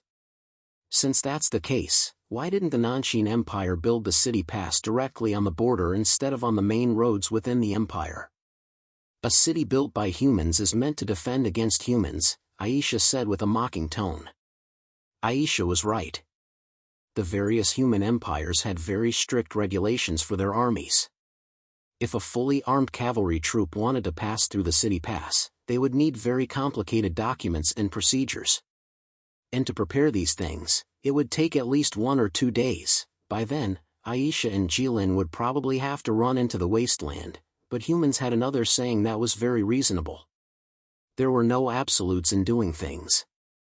Because Mu Yunshin, whom Jilin casually killed, had a more powerful background than Aisha had imagined. Thus, things went beyond Aisha's expectations.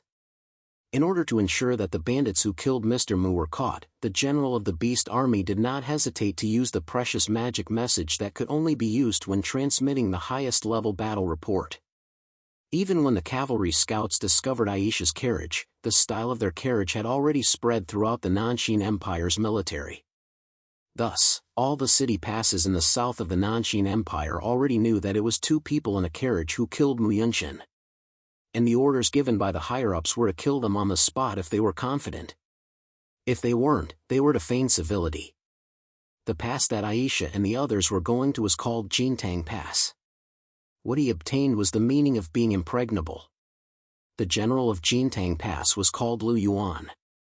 Currently, Lu Yuan was sitting in the main hall of Jintang Pass, pondering over the matter of young Master Mu's death. He didn't think as much as the cavalry commander. He was only calculating how much benefit the Mu clan would give him if he could capture the madman who had killed young Master Mu, Fang Jun. Lu Yuan pondered for a long time, then suddenly slammed the table and called out loudly, "General!" A general immediately ran in from outside and bowed in salute. "Go and inform the brothers that today is the day off. Call them back. You must ensure that all soldiers are in the barracks on standby," Lu Yuan said. "Yes." Fang Jun answered and ran out. Seeing that Fang Jun had left, Lu Yuan heaved a sigh of relief. Just as he was looking at the ceiling and imagining his beautiful future, Lu Yuan suddenly heard a voice.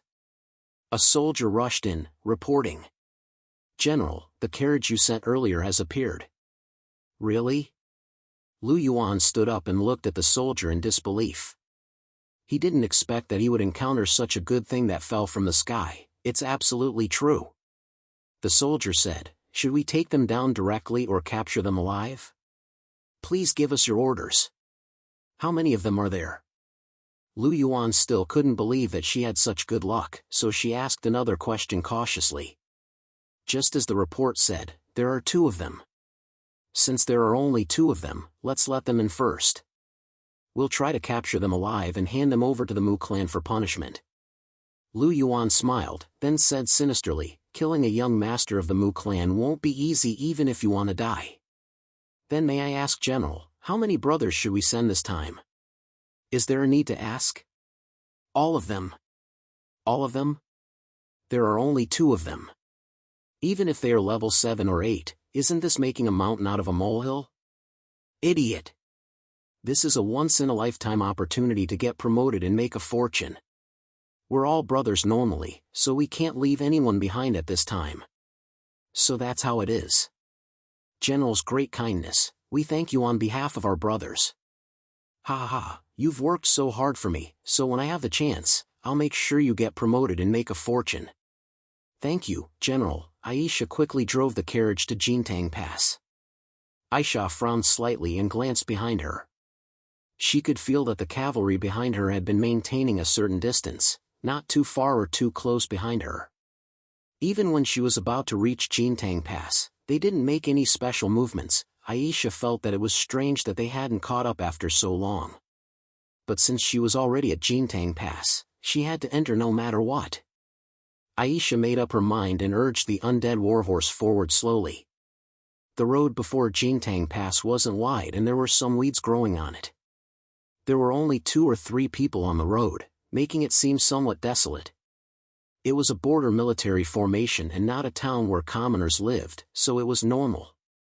Therefore, Aisha didn't suspect anything and slowly rode through the gate. What are you doing? The guard at the gate, who was in charge of checking the pedestrians, asked weakly. We're just a passing chamber of commerce. We're mainly merchants who transport medicinal herbs. Aisha's lie was flawless. Aisha took out a merchant's token from her waist and took out a wooden box from the carriage. She opened it and showed it to the soldier. It was filled with medicinal herbs. All right, go on. The soldier only glanced at it and nodded, easily letting them pass. At the front lines, merchants who sold medicinal herbs were the most common. They were also the most popular merchants among the soldiers. They transported medicinal herbs from the interior and sold them at the border. They sold them at a very low price because they didn't make much money, but mainly to earn a good reputation. The main point was to use the money from the medicinal herbs to buy the spoils of war of the soldiers at a low price. The soldiers were a group of straightforward people. They brought medicinal herbs from thousands of miles away and saved many of their comrades who were seriously injured. Some of them were even half-doctors and had saved countless lives on the battlefield. These people took a fancy to the trinkets you picked up on the battlefield and offered a price. Which man would have the face to bargain? These people naturally wouldn't make things difficult for the soldiers. Aisha entered the city according to her plan. She thought that as long as she passed through 11 more gates, she would reach the wilderness. Aisha entered the city and didn't stop. She planned to go straight through the city. But when they walked to the center of the city, Aisha suddenly realized that the people around them seemed to be moving away from them at the same time. Aisha turned her eyes and closed her eyes to sense the surrounding streets. When he opened his eyes, he sighed with some annoyance.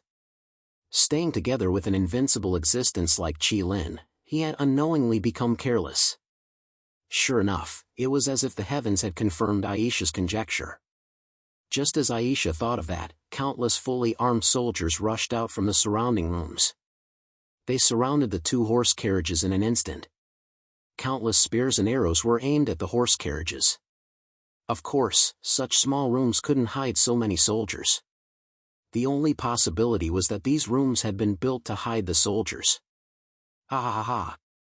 A burst of complacent laughter came from the middle of the soldiers. Those thieves who killed young Master Mu, I had thought that they were some powerful people. It turns out that they are just 2 stupid thieves. Aisha narrowed her eyes. Her gaze was as cold as a knife. She had lived for over 200 years since she was a child. No one had ever called her stupid. Jilin stuck his head out from the horse carriage and looked at Aisha with a playful expression. What he meant was, look at your plan, it's great. Humph. Aisha snorted hatefully. People often say that if you walk by the river, your shoes will eventually get wet.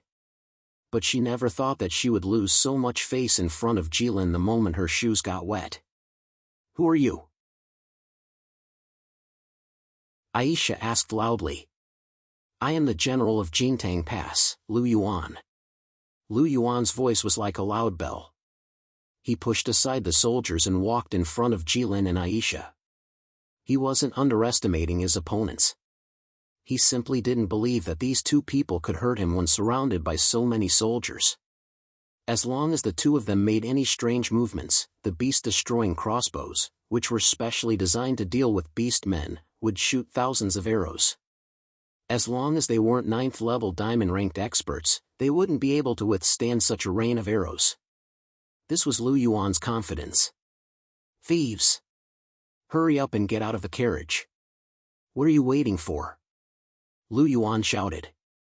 He was very excited as he saw that the opportunity for a meteoric rise was in his hands. Jilin still looked at Aisha mockingly. Aisha finally lowered her head and waved weakly at him. What she meant was, go ahead if you can.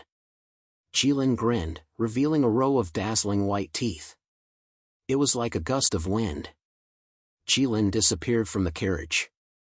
But in the next moment, Jilin appeared beside Lu Yuan, holding Lu Yuan's head in his hand. Lu Yuan, who was held in Jilin's hand, was still as proud as ever. He was still full of hope for the future. In other words, he didn't even realize what had happened until he died. And from the jagged wounds on his neck, his head had clearly been forcefully torn off. Even so, Lu Yuan didn't even feel the pain before he died. From this, one could imagine how fast Jilin was. All the soldiers forgot to move. They looked at Jilin as though they were looking at a ghost.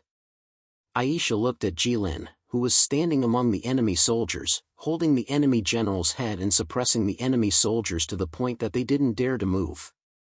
She suddenly remembered a saying. It was a saying used by the Middle Empire to describe valiant generals. It was somewhat exaggerated. It was called taking the head of a general from tens of thousands of soldiers as easy as taking something out of one's pocket. It was indeed a bit exaggerated to use this saying to describe human generals. But if it was used to describe the current Jilin, it was appropriate.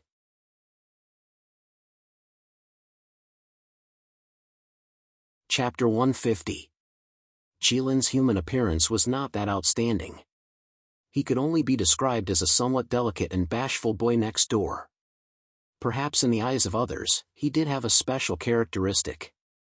That is, he was clean. One look at him and they would be able to tell that he was clean. Too clean. Because no filth could land on Jilin's body, however, such a clean and delicate-looking youngster was standing in the middle of a group of soldiers who had experienced hundreds of battles. He was holding a head in his hand. This scene appeared to be the perfect combination of cleanliness and blood.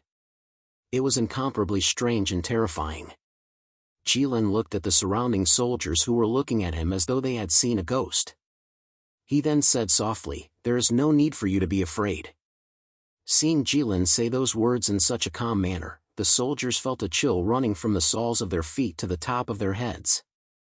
They could not help but tremble a few times. Who would not be afraid? As Jilin was saying those words, he was holding a head in his hand. Fan Jun was originally standing beside Lu Yuan. Now, he was standing closest to Jilin. He could clearly see the expression on General Lu Yuan's face. He could even clearly see the jagged wound on the general's neck. The general's expression was still so high-spirited. It appeared as though he did not even know how he had died. He did not know if it was a blessing or a misfortune. The general's bold words of wanting to lead everyone to promotion and wealth rang out in his ears.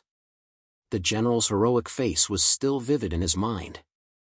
However, the general had died just like that. Fan Jun watched as the general's head was held in the hands of that man. He made up his mind and took a deep breath. Then, he shouted, "Kill! Avenge the general!" The moment he took a deep breath, Jilin had already noticed him. The distance between them was too close. Jilin casually raised his hand and pointed his index finger at Fang Jun's glabella. He then said softly, "You are not bad." After Jilin said that, a red beam of light shot out from his index finger. It pierced through Fang Jun's glabella. A hole appeared on Fang Jun's glabella. Fang Jun's body fell straight to the ground, in the blink of an eye. From the moment Fang Jun shouted to the moment he died, the surrounding soldiers didn't even have time to react, or rather, they didn't want to react. No soldier was willing to fight a battle they were sure to lose. I didn't want to kill them either. They were the ones who wanted to harm me. Jilin actually complained first. Hearing this, the surrounding soldiers were stunned. I just want to pass. Jilin's yellowish eyes swept across everyone. It clearly expressed the meaning of whoever dares to stop me will die. The surrounding soldiers looked at each other in bewilderment. They could see the intention to retreat hidden in the eyes of their companions. It was unknown who was the first to put down their weapons. Slowly, like a spreading fire, everyone put down their weapons and silently turned to leave. Jilin stood where he was and didn't move. Seeing these people walking back in a daze, he nodded in satisfaction. As expected, most humans were still afraid of death. The saying to catch bandits, first catch the ringleader was true. If these soldiers weren't afraid of death and risked their lives to fight him, Jilin really didn't have the confidence to keep the carriage safe. Jilin didn't realize that from a human's point of view, no matter how one looked at it, he was the bandit. Jilin walked back to the carriage and sat beside Aisha. He looked back into the carriage and smiled at Aisha. "How is it?" "Humph," Aisha snorted and ignored him. He continued to drive the horse carriage on the empty street. Not long after, they left Jintang Pass without any disturbances. "Where are we going next?" Jilin asked with great interest. "Dongling Pass," Aisha said. "This one again?" "According to the route, if we want to reach the wasteland, we have to pass through 12 passes like this one." "Is that so?" Jilin nodded, looking very happy. Dongling Pass. In the main hall of Dongling Pass, a person wearing a general's uniform was reporting to General Qinglin about what happened at Jintang Pass. "General, there's news from Jintang Pass. The two people who killed young Master Mu have already passed through Jintang Pass and are heading towards our Dongling Pass." "How did they enter Jintang Pass?" Qinglin slammed the table and shouted with a ferocious expression. "According to our information, it was General Liu himself who let them in." Qinglin couldn't help but hold his forehead and sigh painfully when he heard this. Liu Yuan was fond of grandiose achievements. This wasn't a secret in this area. It looked like Liu Yuan had messed up this time. Since they entered Jintang Pass, Liu Yuan must have set up a trap. But these two still came out. Qinglin pondered and rubbed his chin. He asked in a low voice, "How many people died at Jintang Pass?" "Only General Liu Yuan and Deputy General Fang Jun this." Qinglin stood up abruptly, his eyes filled with shock. He didn't think that Liu Yuan would die, and die in his own pass. "General, I heard that those two people will be here soon. What should we do?" Liu Yuan was too careless. Qinglin said with some regret, he actually took the initiative to lead a wolf into the house. There's always someone better than him in this world. "General, then we can't follow Liu Yuan's example." Qinglin said firmly, "We'll just block them outside the pass. Our Dongling Pass is different from Jintang Pass. Our terrain is easy to defend and hard to attack. We won't leave the pass. As long as they dare to approach the pass, we'll shoot. It's best to shoot them to death. Even if they don't die, it's fine. Otherwise, they'll just enter the pass." "Yes, General," the soldier replied. At the same time, he couldn't help but think, the general is really panicking. There are only two people, not an army. What terrain is easy to defend and hard to attack? Where can't two people go? His general is good at everything, but he's a bit too careful. However, this kind of person is the best general for guarding the pass. We're almost there, Dongling Pass. Aisha drove the carriage slowly towards Dongling Pass. Do you think the humans will let us enter the city directly this time? Jilin asked. I don't know, we'll have to see. Aisha said. See what? Jilin asked. As the carriage got closer and closer, Aisha could already see the city pass clearly. The city gates were tightly shut without any gaps. The soldiers on the city walls were patrolling everywhere. They were fully armed and waiting for the enemy. Suddenly, one of the soldiers on the city walls seemed to have seen Aisha's undisguised carriage. Like a monkey, he nimbly climbed up the watchtower and madly rang the golden gong in the watchtower. In an instant, the ear-piercing sound of the gong rang through every corner of Dongling Pass. The soldiers ran to the battlements and knocked their arrows, aiming at the carriage. That's what we're looking at. Aisha glanced at Jilin. Jilin looked at the people in front of him who were ready to fight. For some reason, he suddenly felt that humans were an eyesore. Don't you think that there are too many humans in this world? It's so crowded that I can't breathe. Jilin asked.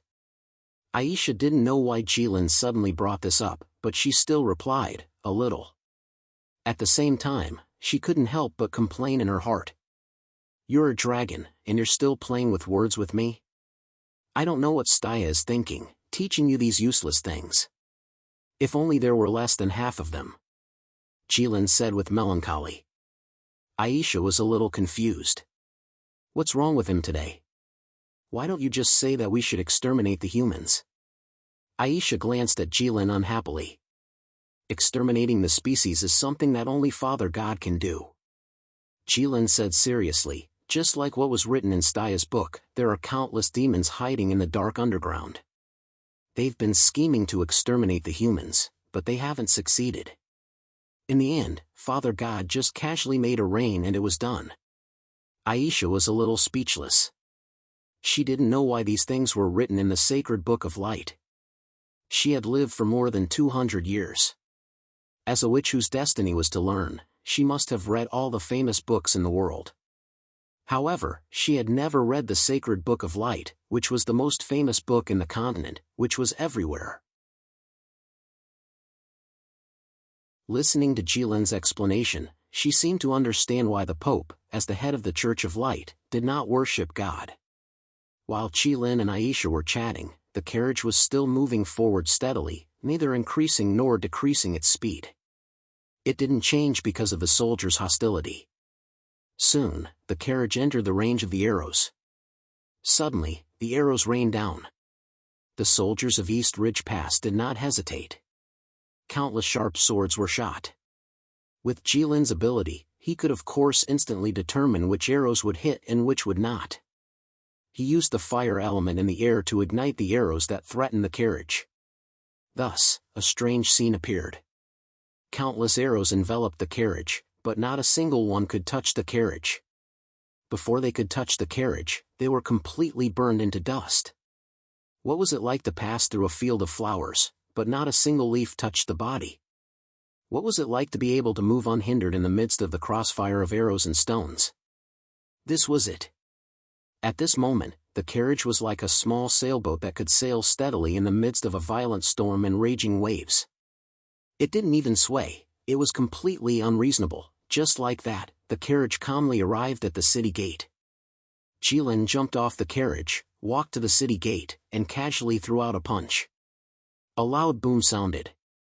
The soldiers standing on the city wall only felt the earth shake. The city gate below actually broke into two and flew out 1 to 200 meters. It landed on the main road of East Ridge Pass. The city gate of East Ridge Pass, compared to the palace gate of the Middle Empire, was of course far inferior. Jilin shook his wrist and turned to nod lightly at Aisha. Aisha didn't want to say anything, thus, the carriage slowly entered the city. Please recommend me. Collect. Thank you.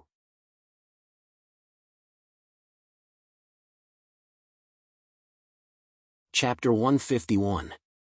Qinglin sat in the main hall of Eastern Ridge Pass, silently calculating when the reinforcements from the Empire would arrive.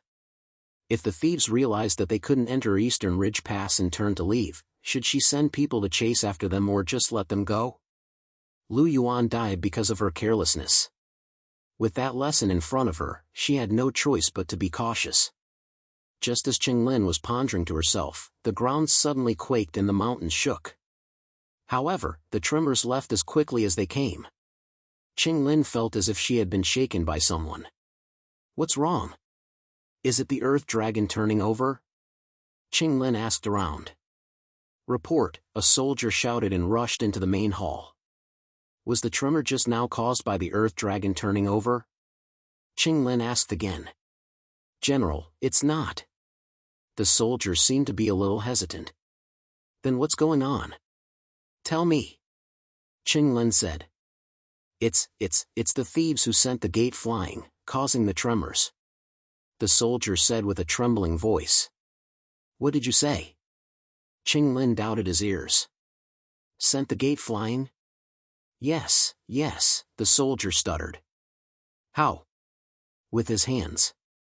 Sent the gate flying with his bare hands? Qinglin's voice rose a few octaves. Yes. How far did it fly? More than 100 meters. Is he still human?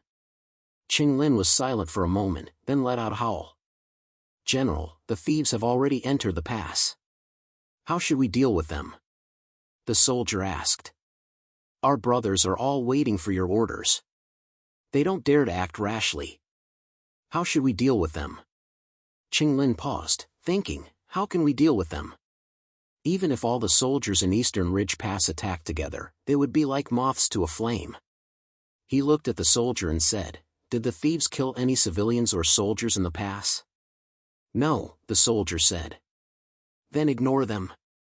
Qinglin said in a low voice, if they want to pass, then let them pass.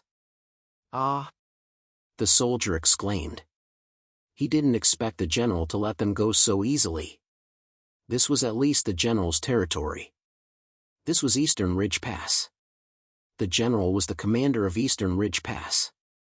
No matter what, he had to put on an act. What? Qinglin slammed the table and glared. The orders from above are to kill him on the spot if you're confident. If you're not, then feign civility. I am abiding by military orders. It wasn't a coward. What happened? Could it be that you have the confidence to kill those two on the spot? If you think you can do it, then go ahead. I definitely won't stop you.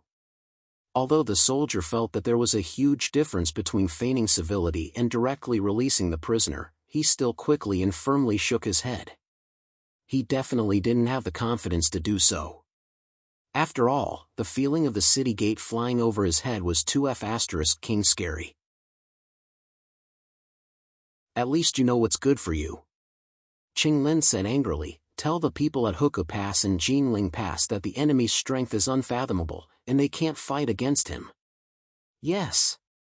Between the wilderness of the Beastmen and the grasslands of the Nanxin Empire, there was a large piece of flat land where not even a blade of grass grew.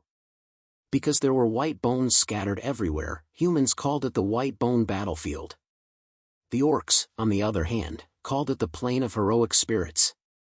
This plain was the battlefield where the Beastmen and humans had been fighting since ancient times. The bones scattered all over the place belonged to the Beastmen who died in battle, and there were no bones of humans. Because after every battle, humans would specially collect the bones of the warriors and clean up the battlefield. But the Beastmen didn't have this habit. The Beastmen believed that the warriors who died on the battlefield should always stay on the battlefield. They should just lie there in broad daylight. Let the heavens, let their ancestors, and let everyone bear witness. That was the glory of the Beastmen. As for being buried in the ground after death like humans, never to see the light of day. Just thinking about it made the Beastmen feel so sullen that they couldn't breathe. Only ants, mice, and other creatures that the Beastmen despised in their bones would burrow into the ground for no reason. In life, there was a sacrifice. In life, there was a house, and in death, there was a roof above one's head. This was a unique need of humans. Humans always instinctively avoided being directly exposed to the heavens. Even if they had to sleep in the wild, they had to find a tree shade or a cave. This was the reverence humans had for the heavens. Because the heavens were too wide, too wide. Looking at it made people panic, because when humans looked at this incomparably vast sky, they could always easily realize how small they were. It was easy to make people doubt, and life, war, for this plane, was a very common thing that happened every day.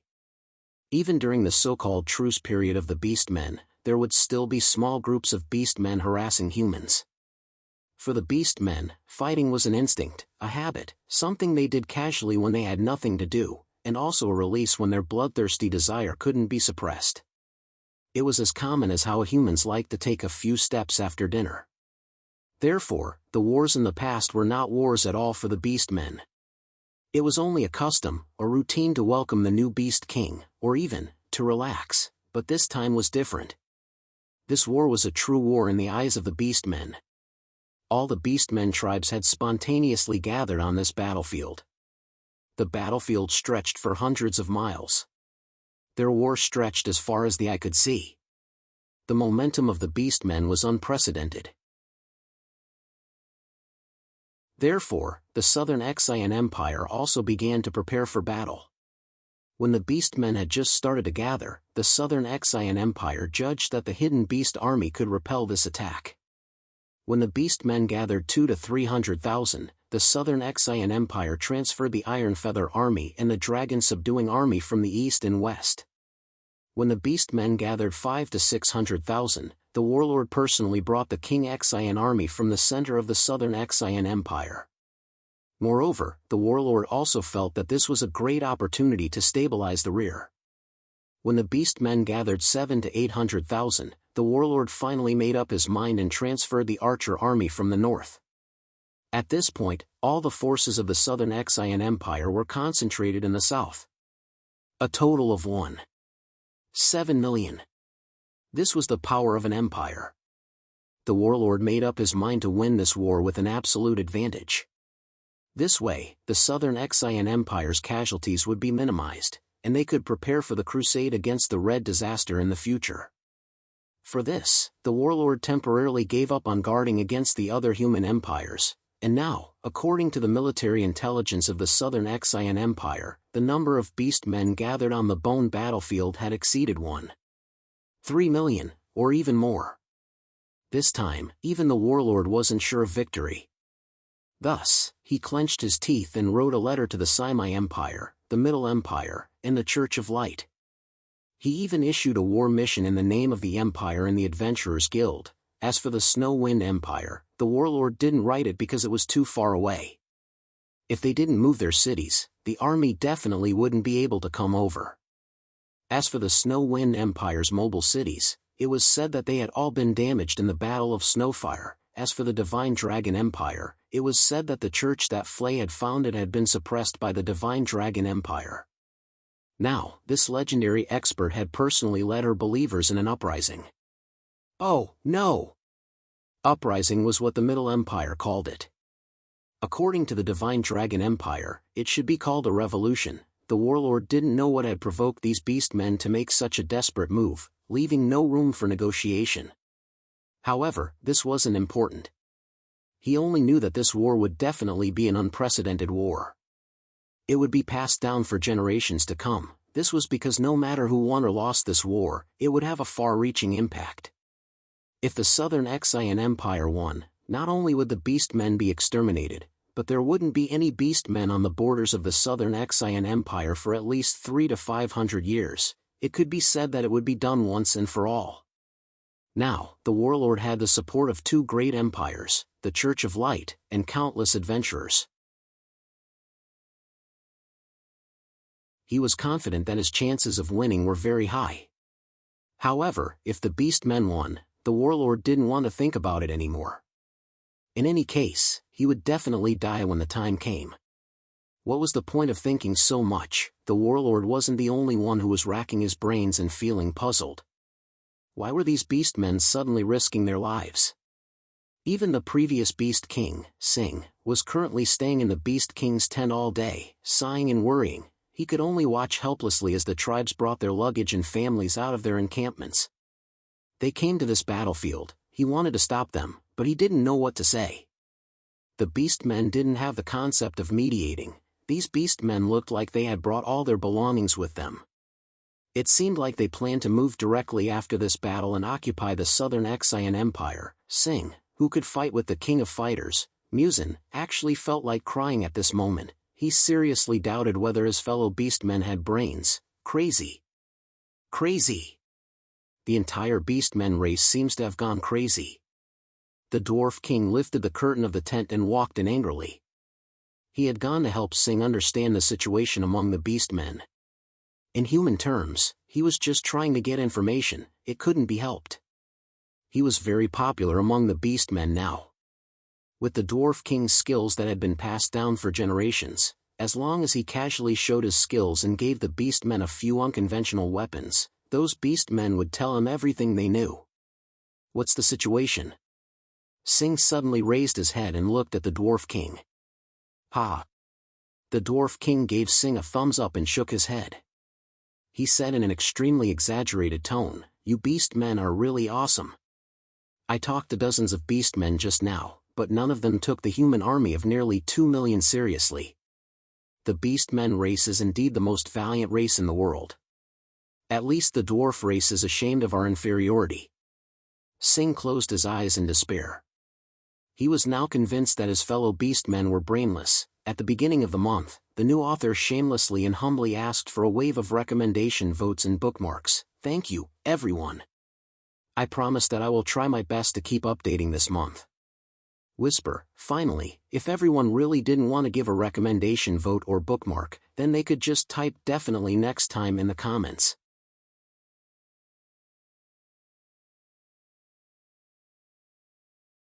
Chapter 152. What the hell is going on? The dwarf king asked, puzzled. Previously, when Jilin wasn't around, you, the former orc king, didn't do anything. Why did the entire orc race spontaneously come to war? Who's the one who started this? This isn't a matter of who started it. Sing said with a pained expression. In the orc race, even the orc king can't summon the entire orc race to fight this kind of war. Yes, this war was not a long plan planned by a certain orc. It was the common will of the entire orc race. Even Sing and the dwarf king did not come on their own initiative.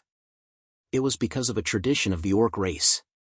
When the orc race launched a war with more than 100,000 people, the beast god mountain had to go to the battlefield. Then what's going on? The dwarf king asked. Did all the orc race go crazy at the same time? And why didn't you stop them? You're the former orc king. Why? Don't you have any prestige after retiring? Who said I didn't stop them? Sing was flustered and exasperated. These days, if I hadn't organized and reorganized the army, those idiots would have rushed up and fought to the death with the humans. Then can't you let the orc race go back? The dwarf king frowned and asked. If there's going to be a war, now is not the time. We're not ready. Of course I know. Sing could not control himself. He slammed the table. Kacha. The wooden table that was as thick as a palm instantly split into pieces. But I couldn't stop them. Sing howled. In the end, why did all the orc tribes fight this war at this time? The dwarf king asked. This is because there's a legend in the orc race. Sing sighed. It seemed like he wanted to start a long story. When the dwarf king heard this vulgar beginning, he could not help but sneer in his heart. He thought, which race doesn't have two legends? My dwarf race even has a legend. But, how many of them can be taken seriously? This matter starts with the 36th high priest of the orc race. The 36th high priest is the greatest high priest in the history of the orcs, because... Sing said slowly, as if his voice contained the weight of history. Wait a moment. The dwarf king abruptly interrupted him. Which generation is the current high priest of the beastmen? The 207th generation. Sing said. Do you have to start from such a long time ago? The dwarf king looked at Sing and asked seriously.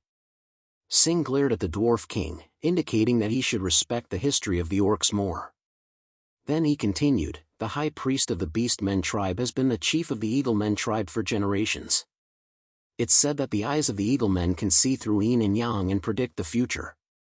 Isn't this a little too exaggerated? The Dwarf King asked hesitantly. Things like foreseeing the future and seeing through yin and yang sounded extremely mysterious, like something a human swindler would say. No. Singh shook his head slowly. The High Priest's prophecies are sometimes not very important. However, as long as the High Priest makes a prophecy, it will always come true. This is using the naked eye to do the things of the gods. The Dwarf King exclaimed. Yes, that's why the High Priest's prophecies come at the cost of his life. Singh said. That's why as long as it's an orc, no one will doubt the High Priest's prophecies. Then what did the 36th High Priest prophesy? The Dwarf King asked. The High Priest prophesied that countless years later, an incomparably great megalosaurus will appear in the world. He's the representative of power and fire. He's the true king of the orcs. He'll lead the orcs out of the wilderness and rise from then on. His fire will rise from the west all the way to the endless sea. At that time, the orcs will be incomparably glorious. Singh said slowly with a solemn expression, his voice filled with a sense of history. It felt like Staya was holding the holy book of light and reading it with full concentration. The Dwarf King understood. The reason why the orcs were like this was because they had a new orc king, the holy megalosaurus, Jilin. When Jilin flew from the Beast God Mountain to the capital of the Middle Empire, he had revealed his true form above the Beast God Mountain. It was very eye-catching. The Beast God Mountain was in the center of the orcs. At that time, many orc tribes must have seen Jilin's figure. Later on, it was said that many orcs knelt down at that time. No wonder Singh looked at Jilin's figure with a face full of hesitation, so that's why. The orcs all knew that a megalosaurus had become their orc king. Without saying anything, they felt that the High Priest's prophecy was about to come true. It was already the historical moment of the orcs' glorious rise. Therefore, they couldn't help but follow the will of the heavens. What a bunch of hot-blooded idiots. The Dwarf King sighed in his heart. But Jilin isn't here now. Are we going to fight even if the king isn't here? The Dwarf King asked. That's not important at all. Singh said faintly. Oh. I understand, the Dwarf King said faintly. It turned out that in the hearts of the orcs, Jilin wasn't some invincible fighting force, nor was he a commander with a perfect plan. The orcs didn't need him to lead them. In the hearts of the orcs, he was just a symbol, a signal. A signal that the orcs could start an all-out war with the humans, a signal that the orcs could completely free themselves. Once he appeared, the orcs would start a war. It was that simple. Moreover, looking at the attitude of the orcs, they had been waiting for this day for a long time. Then how much longer can you delay? The Dwarf King asked with a glimmer of hope in his eyes. Singh's laughter was full of despair, as if he was ready to break a broken pot. The war will start this afternoon. Singh said. What? The Dwarf King suddenly stood up and stared at Singh. How can it be so fast? Singh rubbed his smooth mane twice and said weakly, I've tried my best. Previously, I could still use the excuse of waiting for the other tribes to arrive to delay for a few days, but now, the number of orcs has exceeded 1 million. I can't wait any longer. Do we really have to fight? The Dwarf King still didn't give up. Singh closed his eyes and nodded painfully. Then after this war, how many of these 1 million orcs will be left? The Dwarf King asked. If we don't care about the cost, the best estimate is that the orcs will lose 400,000 to 500,000. Singh said painfully. How can that be? The Dwarf King's voice was full of shock. Isn't it said that an orc warrior can fight against 3 humans of the same level? That's right, Singh said. But the weapons and equipment of the humans are also far superior to ours. The Dwarf King was silent. He had no right to speak on this issue. As the leader of the dwarf race, he had never worried about weapons and equipment. Singh looked at his majestic body and mighty appearance. For the first time in his life, he felt powerless. He suddenly remembered a human saying. It was called, help a building that is about to collapse, turn the tide that is about to fall. This was such a good saying. Now, the orcs were like a building that was about to collapse in his eyes. He really wanted to help them. However, he clearly knew that he couldn't do anything. At the end of the day, helping a building that was about to collapse was just a rhetorical technique called exaggeration. How could there be so many miracles that could turn the tide? Most of the people who wanted to help a building that was about to collapse were crushed to death by the building. Just as Sing and the Dwarf King were silent, suddenly, there was a loud noise from outside the tent. Sing was shocked. He silently calculated the time in his heart and said slowly, "It's time. They're about to start." Yes. The war was about to start.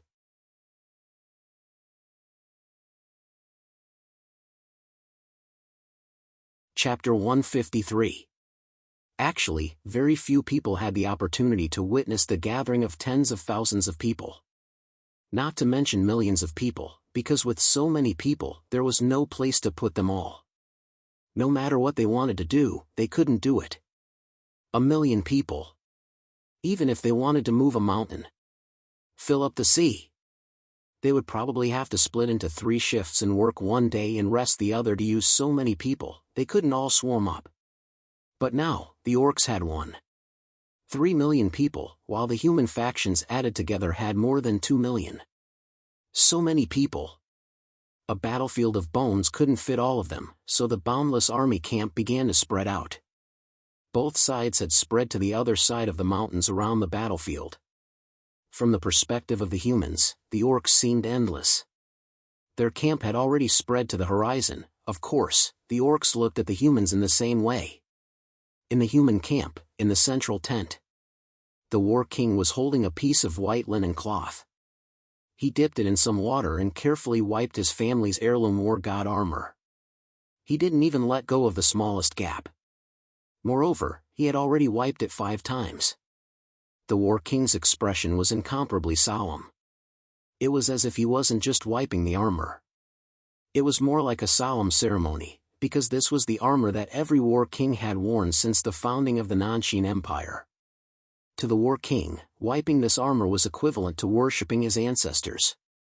The War King believed that as long as he wore it, his ancestors would be with him. He would also be invincible. This was an unwavering belief that all the War Kings had. But now, the War King's belief was inevitably shaken. The reason was obviously because he wasn't certain of victory. This was to be expected. In a battle of millions of people, no one dared to say that they were certain of victory. The War King had never experienced such a large-scale battle. Even in the entire history of mankind, such a battle could be counted on one hand.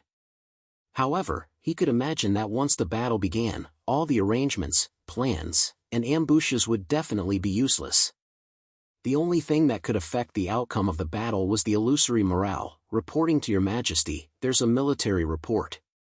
Just as the War King was lost in his thoughts, a heavy voice sounded outside the tent. The Battle King frowned. It was Meng Jian. The Battle King instantly came to a conclusion. What he couldn't understand was why there was a battle report to him at such a time. These days, the human camp and the orc camp could be said to be clearly separated, and there was no conflict between them. It was like the calm before the storm that could destroy the world. It was so quiet that it was somewhat oppressive and frightening. Although the warlord had no clue, he still said softly, "Come in and talk." "Yes, your majesty." "What is it?"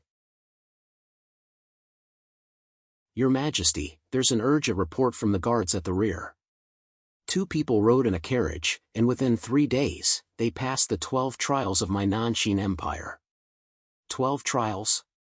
The War King raised his eyebrows, but his voice didn't fluctuate much. "How are the casualties of the soldiers guarding the trials?" "This, because the military gave the order to act according to their capabilities, so, the casualties weren't that high." "Got it." The warlord gently nodded his head as he replied in an indifferent tone. Although there were many problems in Meng Jian's words. For example, the abnormal orders given by the military. For example, why didn't the soldiers resist and let others pass? In wartime, this was the same as desertion. Another example would be, what kind of person could pass 12 levels in a row? However, the War King didn't ask any of these questions. These questions were usually problems, but they weren't problems right now. Now that the war that would determine the rise and fall of the empire was about to begin, how could the War King be in the mood to care about these trivial matters? Just as Meng Jian didn't know whether he should say anything else, suddenly, a deafening noise rang out from the south. The War King abruptly raised his head, and his half-closed eyes abruptly opened. His fighting spirit soared. It was as if a war blade that had been nurtured was suddenly unsheathed. The sound of metal rang out, and there was a faint sound of wind and thunder. "Put on the armor." The War King stood up and said to Meng Jian. Meng Jian didn't say anything, and silently helped the War King put on the armor. Every time the War King put on his armor before a battle, Meng Jian was the one who helped him put it on. This was because Meng Jian said that if he didn't personally help the War King put on the armor, he wouldn't feel at ease on the battlefield. Pass down the order, beat the drums. "Soldiers, get into formation," the War King said in a deep voice after putting on the armor. "Yes."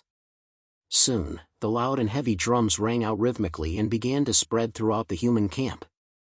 It reverberated throughout the human camp. Countless war drums rang out in unison. When combined together, it was like a thunderclap. Even the earth trembled. The beast men listened to the deafening drum beats and felt the earth tremble, and they became slightly quieter.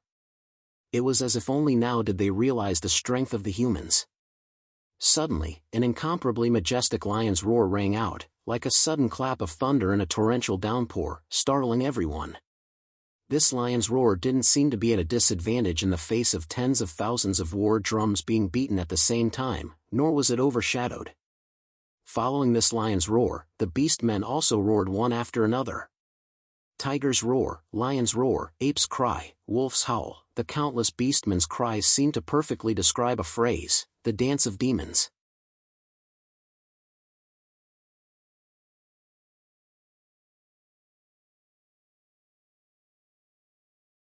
Chapter 154. In front of the two armies, the commander-in-chief had to say something. This was a rule that had existed since ancient times. These words were mainly for the warriors on his side to hear. He wanted to tell his warriors why they had to fight this battle.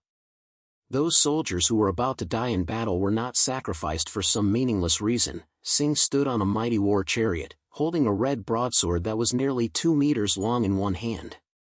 There was also a huge flag behind him. That was the supreme war flag of the orc race. It fluttered in the wind.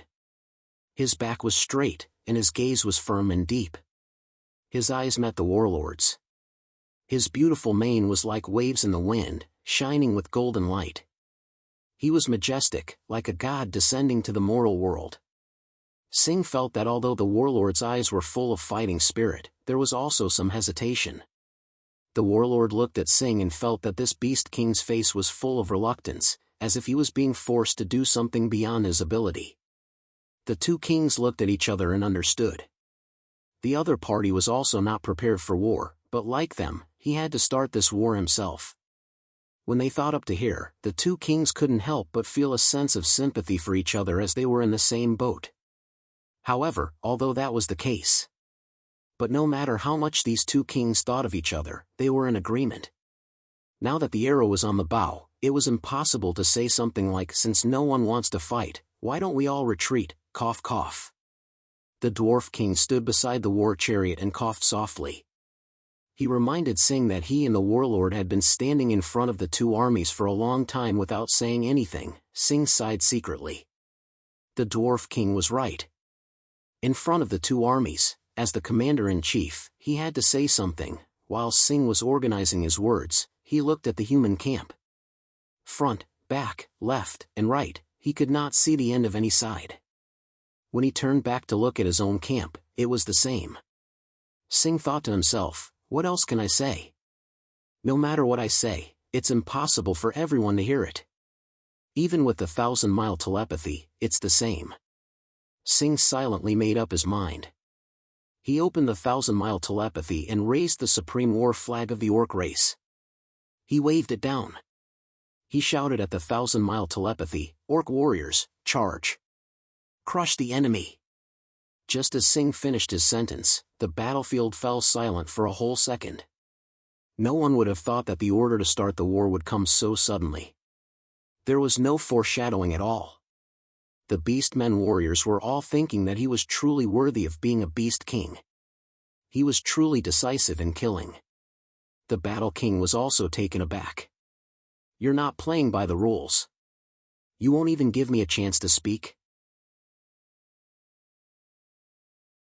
Although the War King was stunned, as an emperor who had been on the battlefield for a long time, his body had developed an instinct to adapt.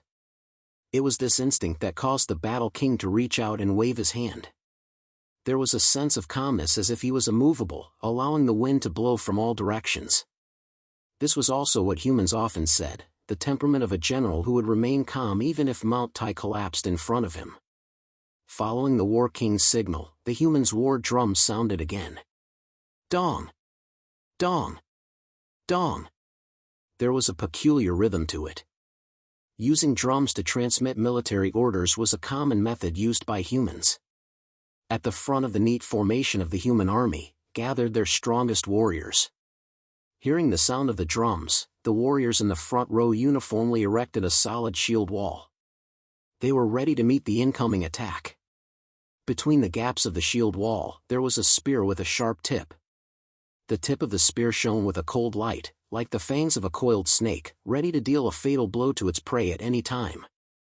As long as the Beastmen dared to stop in front of the shield wall, they would definitely be attacked in the coldest way possible. However, the bows and arrows that the humans relied on the most did not appear on this battlefield. The only long-range weapons that could attack the Beastmen camp were the magicians hiding behind the formation, as well as a few energy weapons produced by the dwarves. Singh stood on the station wagon and looked at the dazzling fireworks that occasionally exploded in the Beastmen camp. He could not help but look back at the Dwarf King with a complicated expression. However, he found that the Dwarf King was completely focused on the battlefield, not even glancing at him. "Stop pretending," Singh said indifferently. "We're on flat ground here. With your dwarf's height, you won't be able to see the battlefield, then let me go up. This is the special chariot of the Beastmen commander. Its status is equivalent to your throne. You can't go up." "Tisk. Who cares? I can see even if I don't go up." Although the Dwarf King was short and his line of sight was blocked by the Beastmen in front of him, he was still a Diamond Rank 9 powerhouse. If he really wanted to observe the battle, he naturally had countless methods. The dwarves' weapons are really useful. To be honest, I'm a little surprised. Singh's voice was still calm, but there seemed to be a trace of heartache that could not be hidden. Now, the Beastmen warriors were still charging. They had not yet reached the point of close combat, but the Beastmen had already suffered heavy losses due to the dwarves' weapons. Well, I don't know when they were sold. The human's ability to trade is really admirable. I didn't expect to see my dwarven race's products in the southern Xian Empire. The Dwarf King couldn't help but say awkwardly, indicating that it really wasn't his fault. Why aren't the Beastmen using magic to fight back? They're just taking a beating? The Dwarf King looked for a while and asked curiously. Singh glanced at the Dwarf King and thought to himself, "You can really see, the Beastmen are born unable to use magic," Singh said. Singh said, "Only the Eagle clan, who are priests, can use a few types of witchcraft. Then why don't we see the humans using bows?" "Because the sand is in the hands of the priestly tribe. The humans can't shoot their arrows." As soon as Singh's voice fell, as if to prove what he said, a sandstorm that covered the sky rose without warning. It covered the entire battlefield. The sandstorm blew from the Beastmen's position towards the humans' direction. The Beastmen were moving with the wind, so the speed of their charge was naturally faster. And it was obvious that this was not the first time the humans had encountered such a situation. They took out a light gauze from their arms and neatly covered their eyes. This way, they would not be blinded by the sandstorm. However, things like energy cannons and magic cannons could no longer be aimed. This sandstorm provided the best cover for the Beastmen. "This is..." The Dwarf King looked at Singh in shock. Who would have thought that the Beastmen, who had always been regarded as barbarians by other races, actually had the ability to change the weather. The priestly tribe did their best to create a sandstorm. It's really spectacular. What do you think? Singh praised proudly. At the same time, he did not forget to show off to the Dwarf King. It's indeed spectacular. The Dwarf King was a little dumbfounded. Under the cover of the sandstorm, the Beastmen warriors at the front had already rushed to the front of the humans' shield formation. Their charge was unscrupulous and without any order. Compared to the humans who had a strict military formation, the Beastmen warriors were simply a motley crew. It was as if a rising tide had hit a dam. When the Beastmen's charge came into contact with the shield formation, it suddenly paused. The Beastmen's charge was actually blocked. At this moment, the human spearmen who had been waiting for a long time stabbed out with their spears. The Beastmen warriors suffered heavy casualties in an instant. But the warriors at the back did not change their expressions. They were like real waves, advancing dauntlessly. The Dwarf King was really dumbfounded. How was this a war? This was clearly a suicide mission. How could they be so stupid as to charge forward and hit the tip of a spear? The Beastmen can't use magic and can't make excellent standard long-range weapons. They can only rely on their naturally strong bodies, Singh said softly when he saw the Dwarf King's incredulity. For the Beastmen, this is a common thing.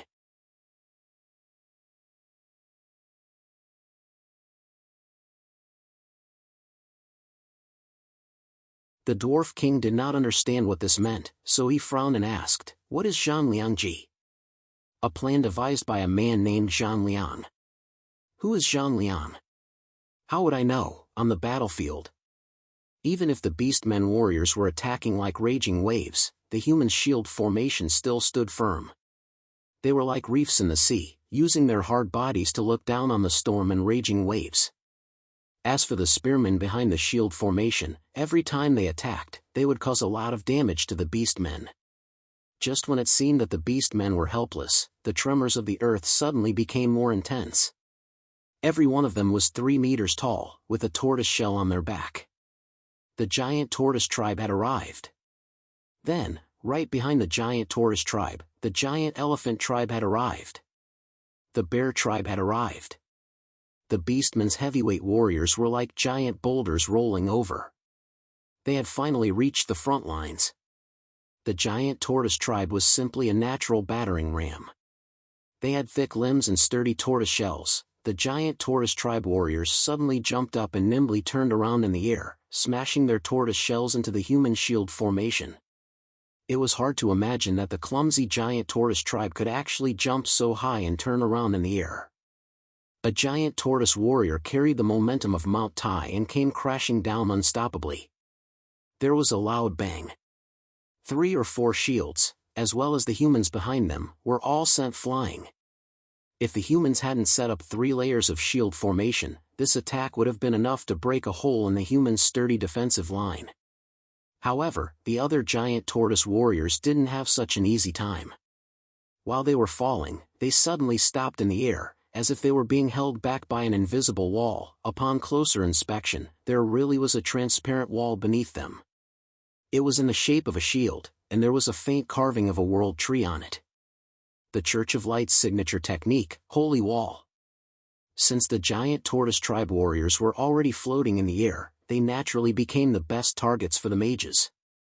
If it wasn't for the giant tortoise tribe shell's astonishing defensive power, this confrontation alone would have reduced the giant tortoise tribe by 60 to 70%. Your Majesty is wise.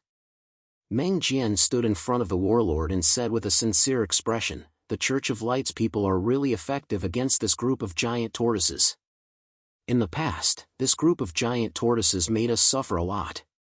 This is called everything has its vanquisher. This king has long wanted to borrow the Church of Light's people to deal with this group of tortoises. It's just that all these years, Lord has always been evasive, saying that he can't make the decision because the Pope isn't around. Unfortunately, things have changed with the passage of time, and Lord is also dead," said the warlord.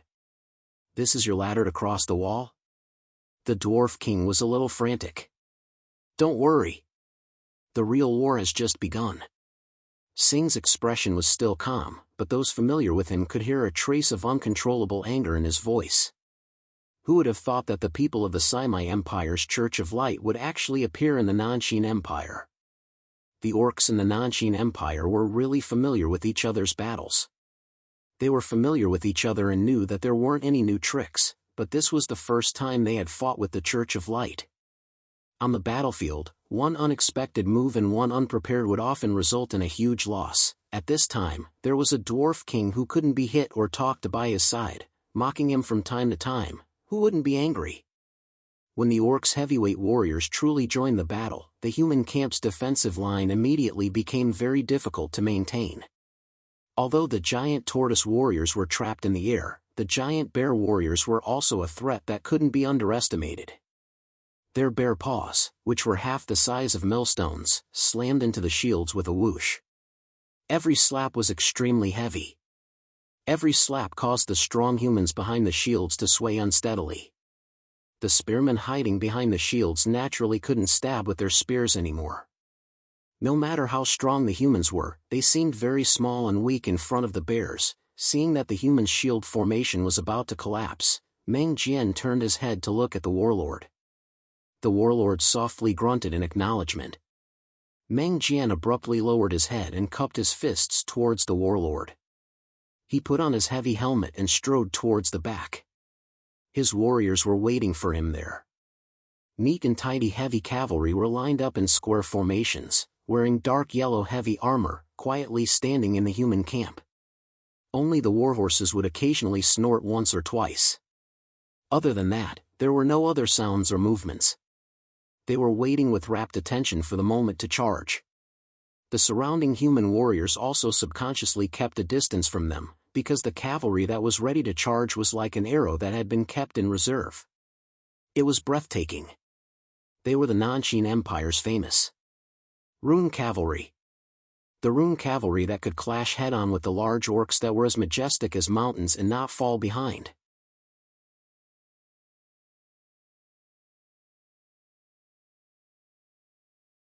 Chapter 156.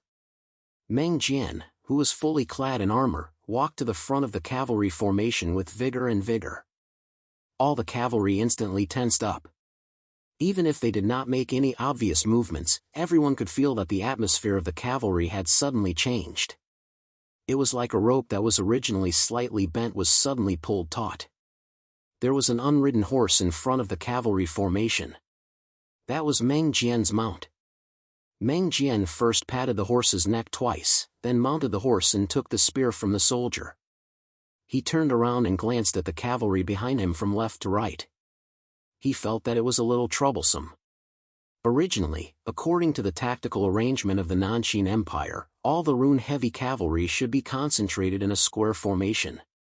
However, the scale of this battle was really too big, and the range was too wide. As a last resort, the War King decided to divide all the Rune cavalry into 10 square formations. On this battlefield of millions of people, these cavalry formations could be counted as 10 sharp arrows. Meng Jian retracted his gaze and raised the spear in his hand.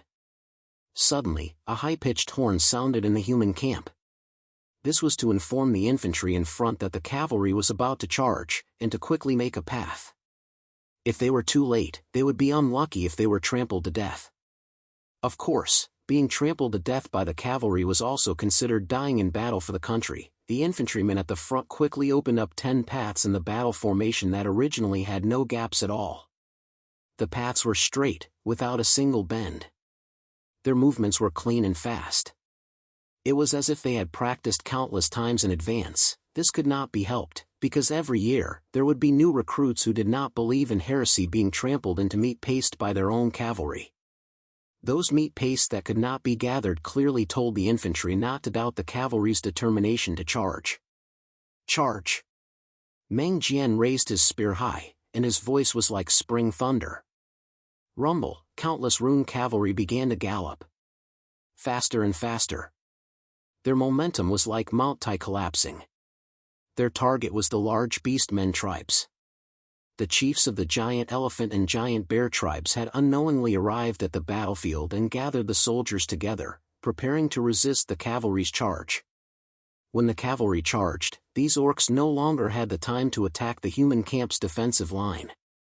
Singh silently raised his giant sword on his shoulder and said softly, "It's about time."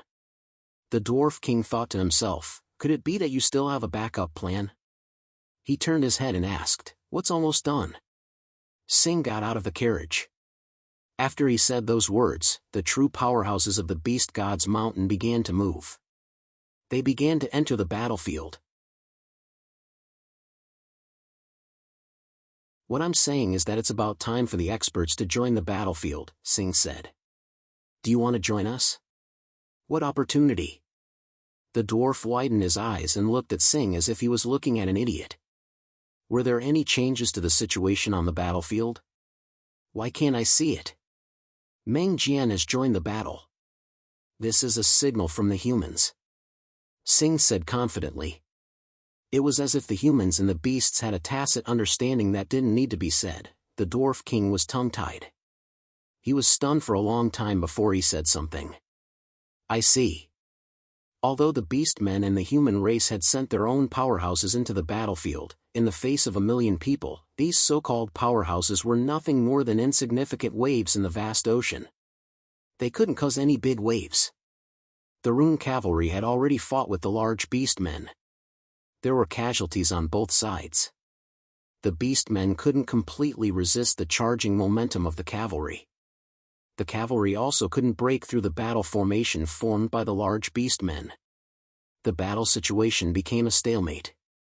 The ordinary beastmen still couldn't do anything to the shield formation of the humans. Generally speaking, the battlefield didn't seem to have changed much compared to the beginning. Until an ordinary werewolf warrior rushed to the front of the shield formation. This werewolf warrior wasn't much different from the other werewolf warriors. He was equally aggressive and unafraid of death. The only difference was that this werewolf warrior was carrying a huge full moon scimitar on his back. Of course, the spearman hiding behind the shield had already seen him. But he didn't have any thoughts. Even his eyelids didn't tremble at all. Because in such a short time, he had already stabbed more than 20 werewolf warriors like this to death. It was really not surprising. It wasn't surprising that other than this spearman, the other humans who saw this werewolf only glanced at him and didn't care about him anymore. The werewolf warrior ran closer and closer. The spearman had already taken half a step forward. Holding the spear tightly, he aimed at the werewolf's throat and prepared to stab the spear. At this time, the werewolf warrior pulled out the 2-meter-long full moon scimitar on his back with a schwa sound. The moment the spearman saw the scimitar, he raised his eyebrows and narrowed his eyes. Because that scimitar was too good. It was the kind of good that one only needed to glance at to know it was good. The spearman felt that this scimitar was the best weapon he had ever seen in his life. Even his general's sword couldn't compare to it.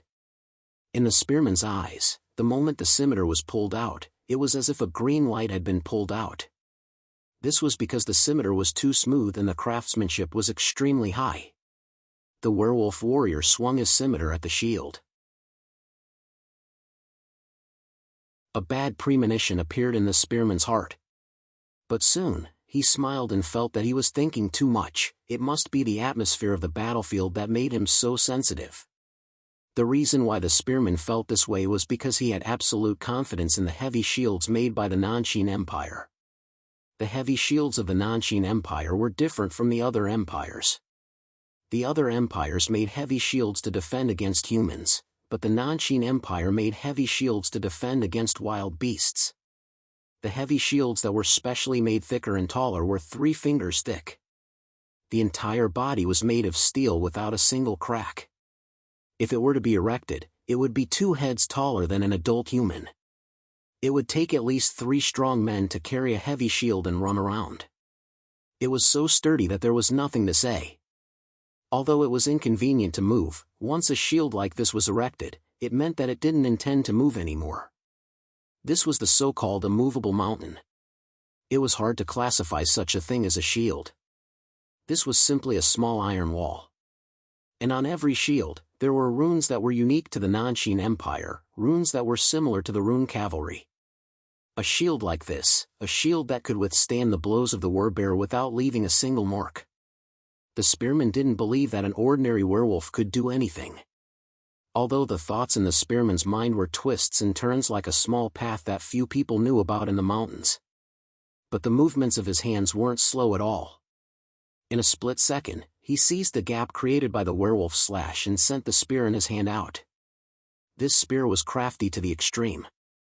But the werewolf warrior didn't seem to see it, ignoring the danger of losing his life and still slashing down. It really seemed like a green arc flashed by. Crescent moon slash. The martial technique of the werewolf race. In just a moment, the crescent moon slash passed through the spear and the shield that the Nanshin Empire was so proud of. Like a hot knife cutting through butter, it didn't know if it was cut, but the butter was cut into two pieces. The spearman was also very confused. He didn't feel anything, but his hand suddenly became lighter. It turned out that the spear in his hand had broken into two. The shield was cut open without any obstruction. The shield warriors who had been hiding behind the shield and couldn't see the front naturally couldn't be spared. Their arms were neatly cut off. They looked at the neat cut on their arms, but they didn't have time to feel the pain. His last thought before he died was, "What a fast blade." Of course, the werewolf warrior wouldn't let go of this good opportunity. His eyes were red, and he opened his mouth wide, revealing a mouthful of sharp fangs. He waved his curved sword and rushed into the enemy's formation. Every time he waved his curved sword, he could easily set off a wave of blood in the crowd. The shield that was usually incomparably solid was like paper at this time, unable to block the slightest bit. Wherever the blade went, there was nothing that couldn't be cut in half. At this moment, the werewolf warrior was like a killing god descending to the mortal world. He went straight forward, but no one could stop him for a minute or a second. He waved his long sword like a wolf in a flock of sheep. Wantonly charging and killing, no one in the enemy's formation was a match for him. When the weapons and tools that humans were proud of were insufficient, humans seemed very weak and powerless in the face of natural warriors like the beast men. With just 4 or 5 swings, the werewolf warrior had already passed through the 3 layers of human shield formation. Behind him, a big gap had already opened up in the shield formation, and this gap was still expanding. That was because an endless number of orcs were rushing in through the gap like a tide. The humans' defense lines suddenly became precarious. Just as humans said, a dike of 1,000 miles could be destroyed by an ant's nest.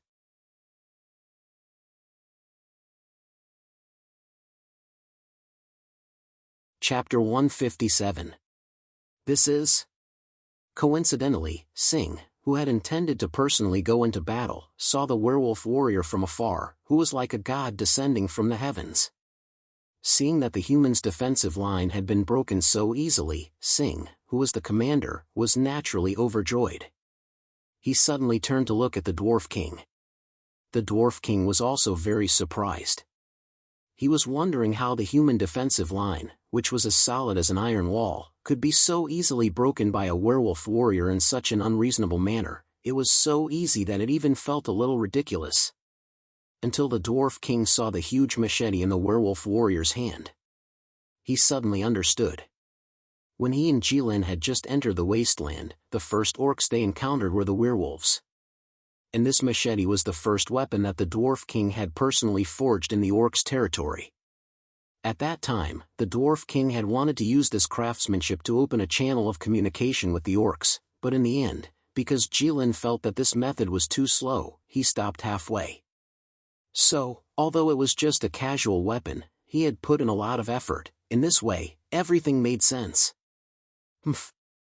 In the face of the extremely surprised Singh, the Dwarf King snorted arrogantly. It meant that the dwarf race was different from simple-minded orcs like you. This was just a backup plan that he had set up. Now, everything was within the king's expectations. You made that machete? Although this was a question, there was no questioning tone in Singh's words. Because this was simply something that could be seen at a glance. In the entire orc wasteland, even if you turned the yellow wasteland inside out 3 times, you would not be able to find such a good machete. Even the red greatsword in Singh's hand was only better than that machete in terms of material. So, there was only one possibility. That machete was made by the Dwarf King. I didn't make it, the Dwarf King said proudly. I just repaired it a little. The Dwarf King's face was full of exultation, and he looked like a villain who was intoxicated by success and was beside himself with joy. Originally, that machete was not a commendable work for the Dwarf King. But to have the opportunity to be so arrogant in front of the former Beast King, this feeling greatly satisfied the Dwarf King's vanity. He felt that he had made the entire dwarf race proud. Then can you take a look at this and see if it can be repaired? Sing did not understand the thoughts of the Dwarf King. He only handed over the huge sword in his hand. In the face of the Beast King's accessories, the Dwarf King suddenly became serious. He pointed at the giant sword with his finger and looked at it seriously. He pondered for a moment and said, "The material is excellent. I can reforge it, but I need time." "How long?" Sing asked. 3 or 4 days, the Dwarf King said. "Then we'll talk about it later," Sing said and strode toward the front line. "I owe you one for this." Now that the human defensive line had been unexpectedly breached, the time for the decisive battle had arrived. He was also about to join the war. A legend rank expert had joined the battle. As countless orcs poured into the human battle formation, the human defensive line suddenly became unstable. This time, the defensive line was breached too early and too suddenly. There were still many arrangements that had not been used. "Your Majesty." A general next to the warlord shouted in a trembling voice. "As a general, you should remain calm even if Mount Tai collapses in front of you. What are you panicking for?" The warlord scolded. "In a battle of this level, we did not expect to be able to hold the line until the end. The orcs are not to be trifled with. Now that the defensive line has been breached, it is expected." "Your Majesty is right." The general hurriedly cupped his fist and said, "Your Majesty, what should we do now? What else can we do?" The warlord snorted. The warriors on both sides were already in a stalemate. They were fighting with their lives on the line. At this time, he could no longer give any precise orders. There were only 3 orders that could reach the ears of every soldier: advance, retreat, and fight to the death. There was no need to think about advancing. Now that the battle formation had become chaotic, there was no way to advance. As for retreating now, it was a dead end. It could easily lead to a landslide defeat. In that case, it was equivalent to not resisting and being killed by the enemy. The human camp would definitely suffer heavy casualties. Therefore, there was only one order that the warlord could give now, and that was to fight to the death. The high-pitched bugle horn that represented a battle to the death suddenly sounded. Visible to the naked eye, all the human soldiers suddenly paused. Then, the long line of defense began to break into pieces. It turned into countless small battle formations made up of more than 10 people, and even more than 20 people. In the eyes of humans, there was no such thing as a one-on-one battle in a war. At this point in the war, there was no longer any order. It was a complete mess. Sing held the red greatsword and charged left and right, killing as if there was no one around. Everywhere he went, there was a rain of blood. Even in this extremely chaotic battlefield, he was still very eye-catching. This was of course. The strength of a legendary master was an absolute existence to others. Sing had no opponents on this battlefield. There was only a group of weak creatures for him to slaughter. Soon, even the mane on Sing's face was dyed red with blood. "Hey! You beast, don't be so presumptuous. Eat my sword!" Meng Jian shouted as he rushed over from afar.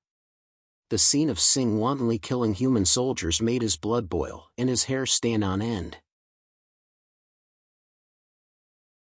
Meng Jian raised his greatsword and jumped up high, about to slash down at Sing's head with all his might. The blade was emitting a yellow glow. As Meng Jian accumulated power, it was as if countless amounts of air between heaven and earth were converging toward him. Even the surrounding air had become thinner.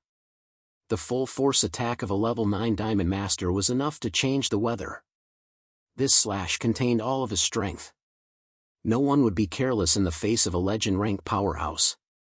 Of course, this was not an exception. In the face of such a blow, even Singh had no choice but to be cautious.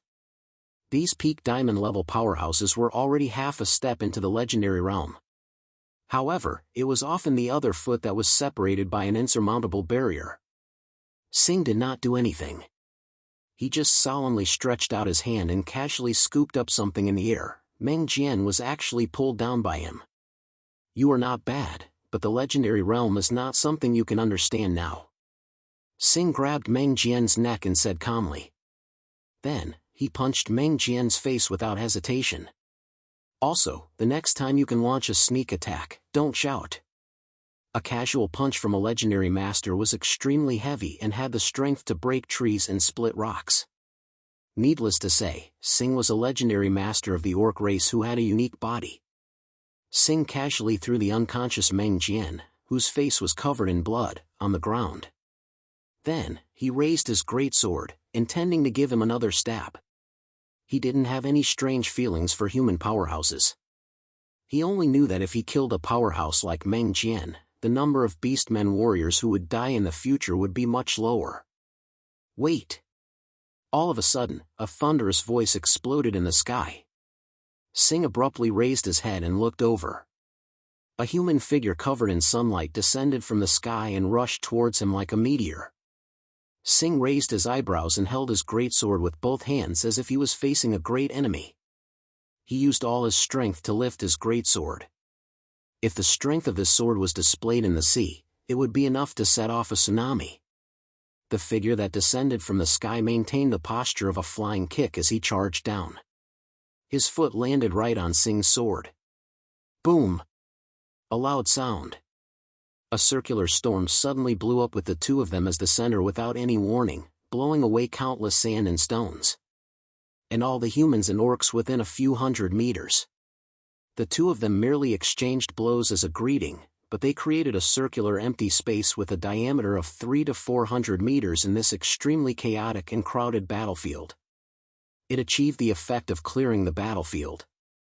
As the saying goes, strength comes from the ground. The figure that descended from the sky had no way to borrow strength and quickly exhausted his strength.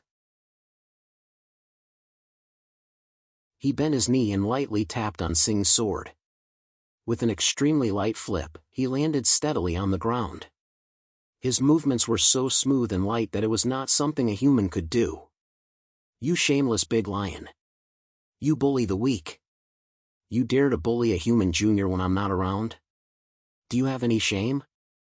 Are you still a legendary rank expert? You! After the figure landed, he began to bombard Singh with words. Singh thought to himself, on this battlefield, there is no such thing as bullying the weak. There is no such thing as face. However, he only thought these words in his heart and did not say them out loud. He only looked at the person who came and clenched his greatsword tightly. He said in a deep voice, Musin.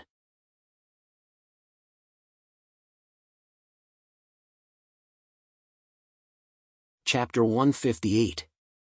It's me.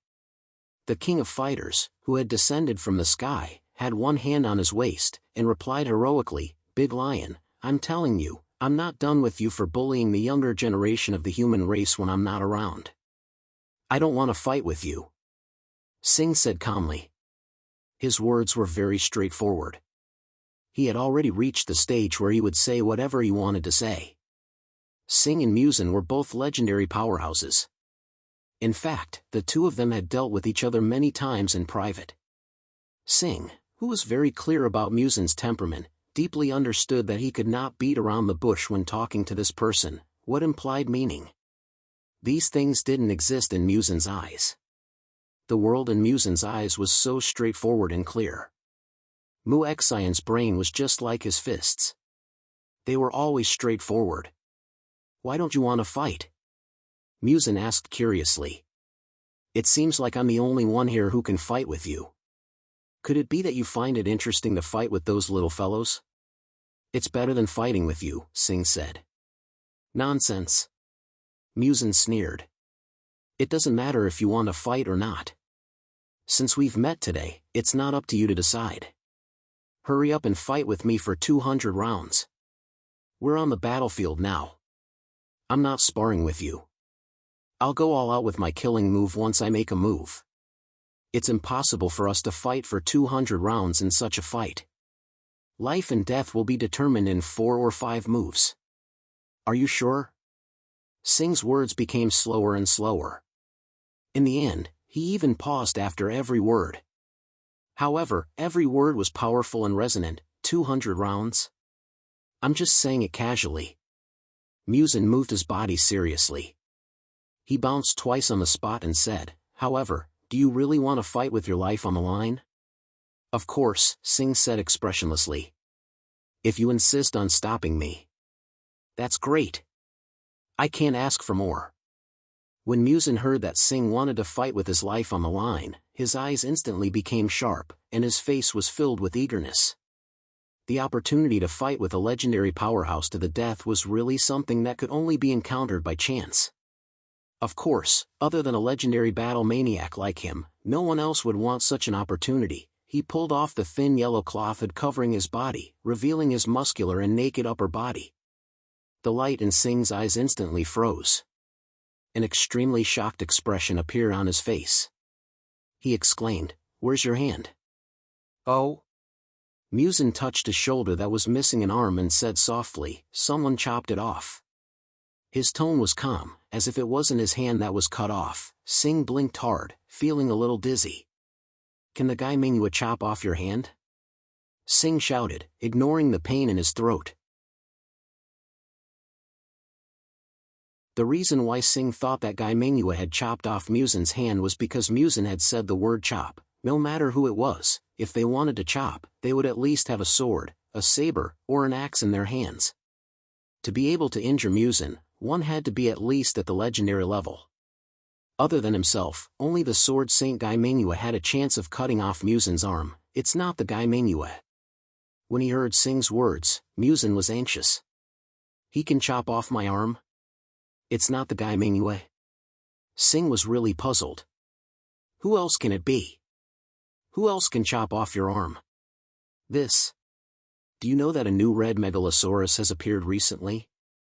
We humans call him the Red Calamity, Muzin said. I see. When Singh heard Muzin mention Jilin, he immediately understood. He thought to himself, I'm too familiar with this. Of course I know, Singh said. So your arm was chopped off by the megalosaurus. That's right, Muzin said. That fellow is really too strong. Singh thought to himself, I know this better than you. Why don't you find out how I lost my King of Beasts position? You're known as the King of Beasts. Now that your arm has been chopped off, your strength must be greatly reduced. If you fight with me now, you won't win. You'd better leave quickly. Singh said. Hey! Big Lion, who are you looking down on? Muzin instantly became anxious.